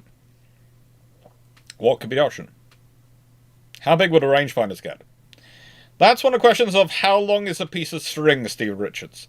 There are practical lengths, but there is also the fact that if you've got a triple turret with a triple 14-inch, etc., you're going to have a far bigger turret to put in the turret-based ones, let alone the ones you're going to put on the ship. You're going to have... That's the really interesting thing was when I was working it out and going, well, actually, technically, her core would be wider. She'd have a broader core for HMS Dreadnought with a triple 14-inch turrets, but she'd overall be actually a slightly narrower ship. One other thought. Optics for sighting and fire control, this needs to be considered. What do you think they could achieve? They'd be pushing for them. They really would be. I could see Weiss having a very good time. But I could see a few other constructors as well. If we consider Britain,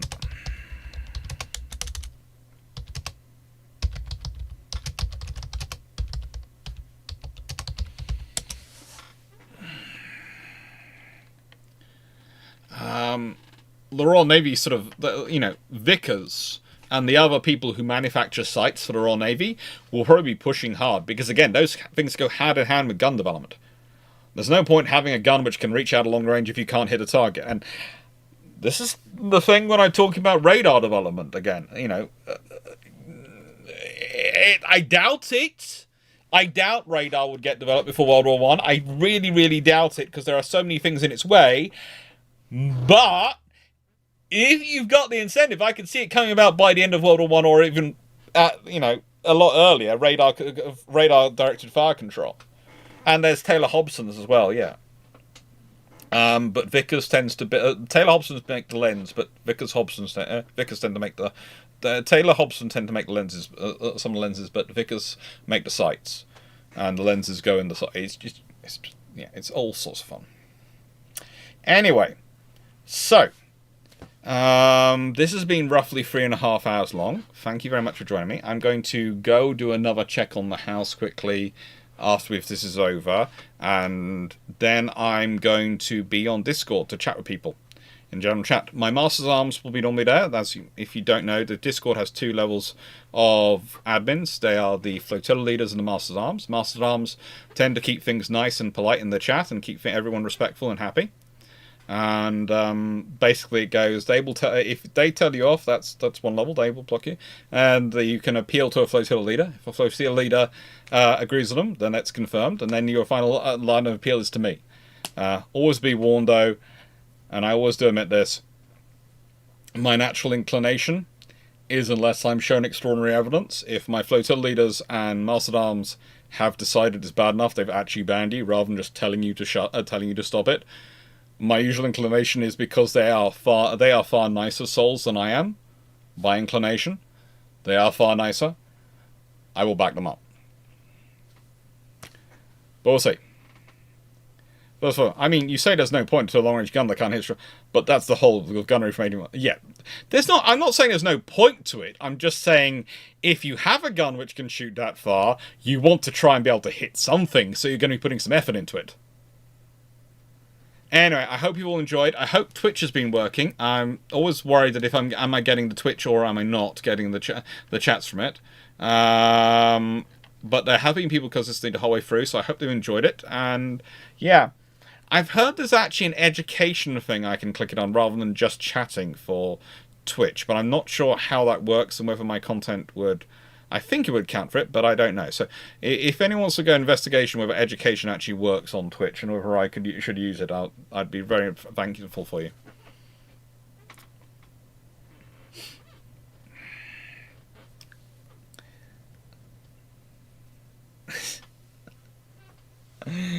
Now, yeah, the shirt, by the way, it's a present from my mum. She thought you would all enjoy it.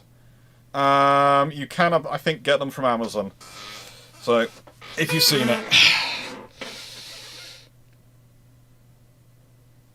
Well, it's one of the interesting things is I've had, according to the thing, according to things, I've peaked at 105 viewers on YouTube, averaged about 80, and I've peaked at 25 viewers on Twitch, but averaged about 10. So, I'm not quite sure. Anyway, thank you very much everyone for watching. Hope you enjoyed. Take care, and as I said, what have we got coming up? Next week we've got Togo Haichiro's The Japanese Nelson as our Tuesday video, and the Thursday video should be advertised already. And please put in your patron suggestions if you're a patron, and if you want to be a patron suggestions in as soon as possible, because I'm going to make the vote go live on Sunday. I am going to actually be on time this week. So thank you very much for watching. Take care, have fun, and thank you. It's always a pleasure. Hope you enjoyed.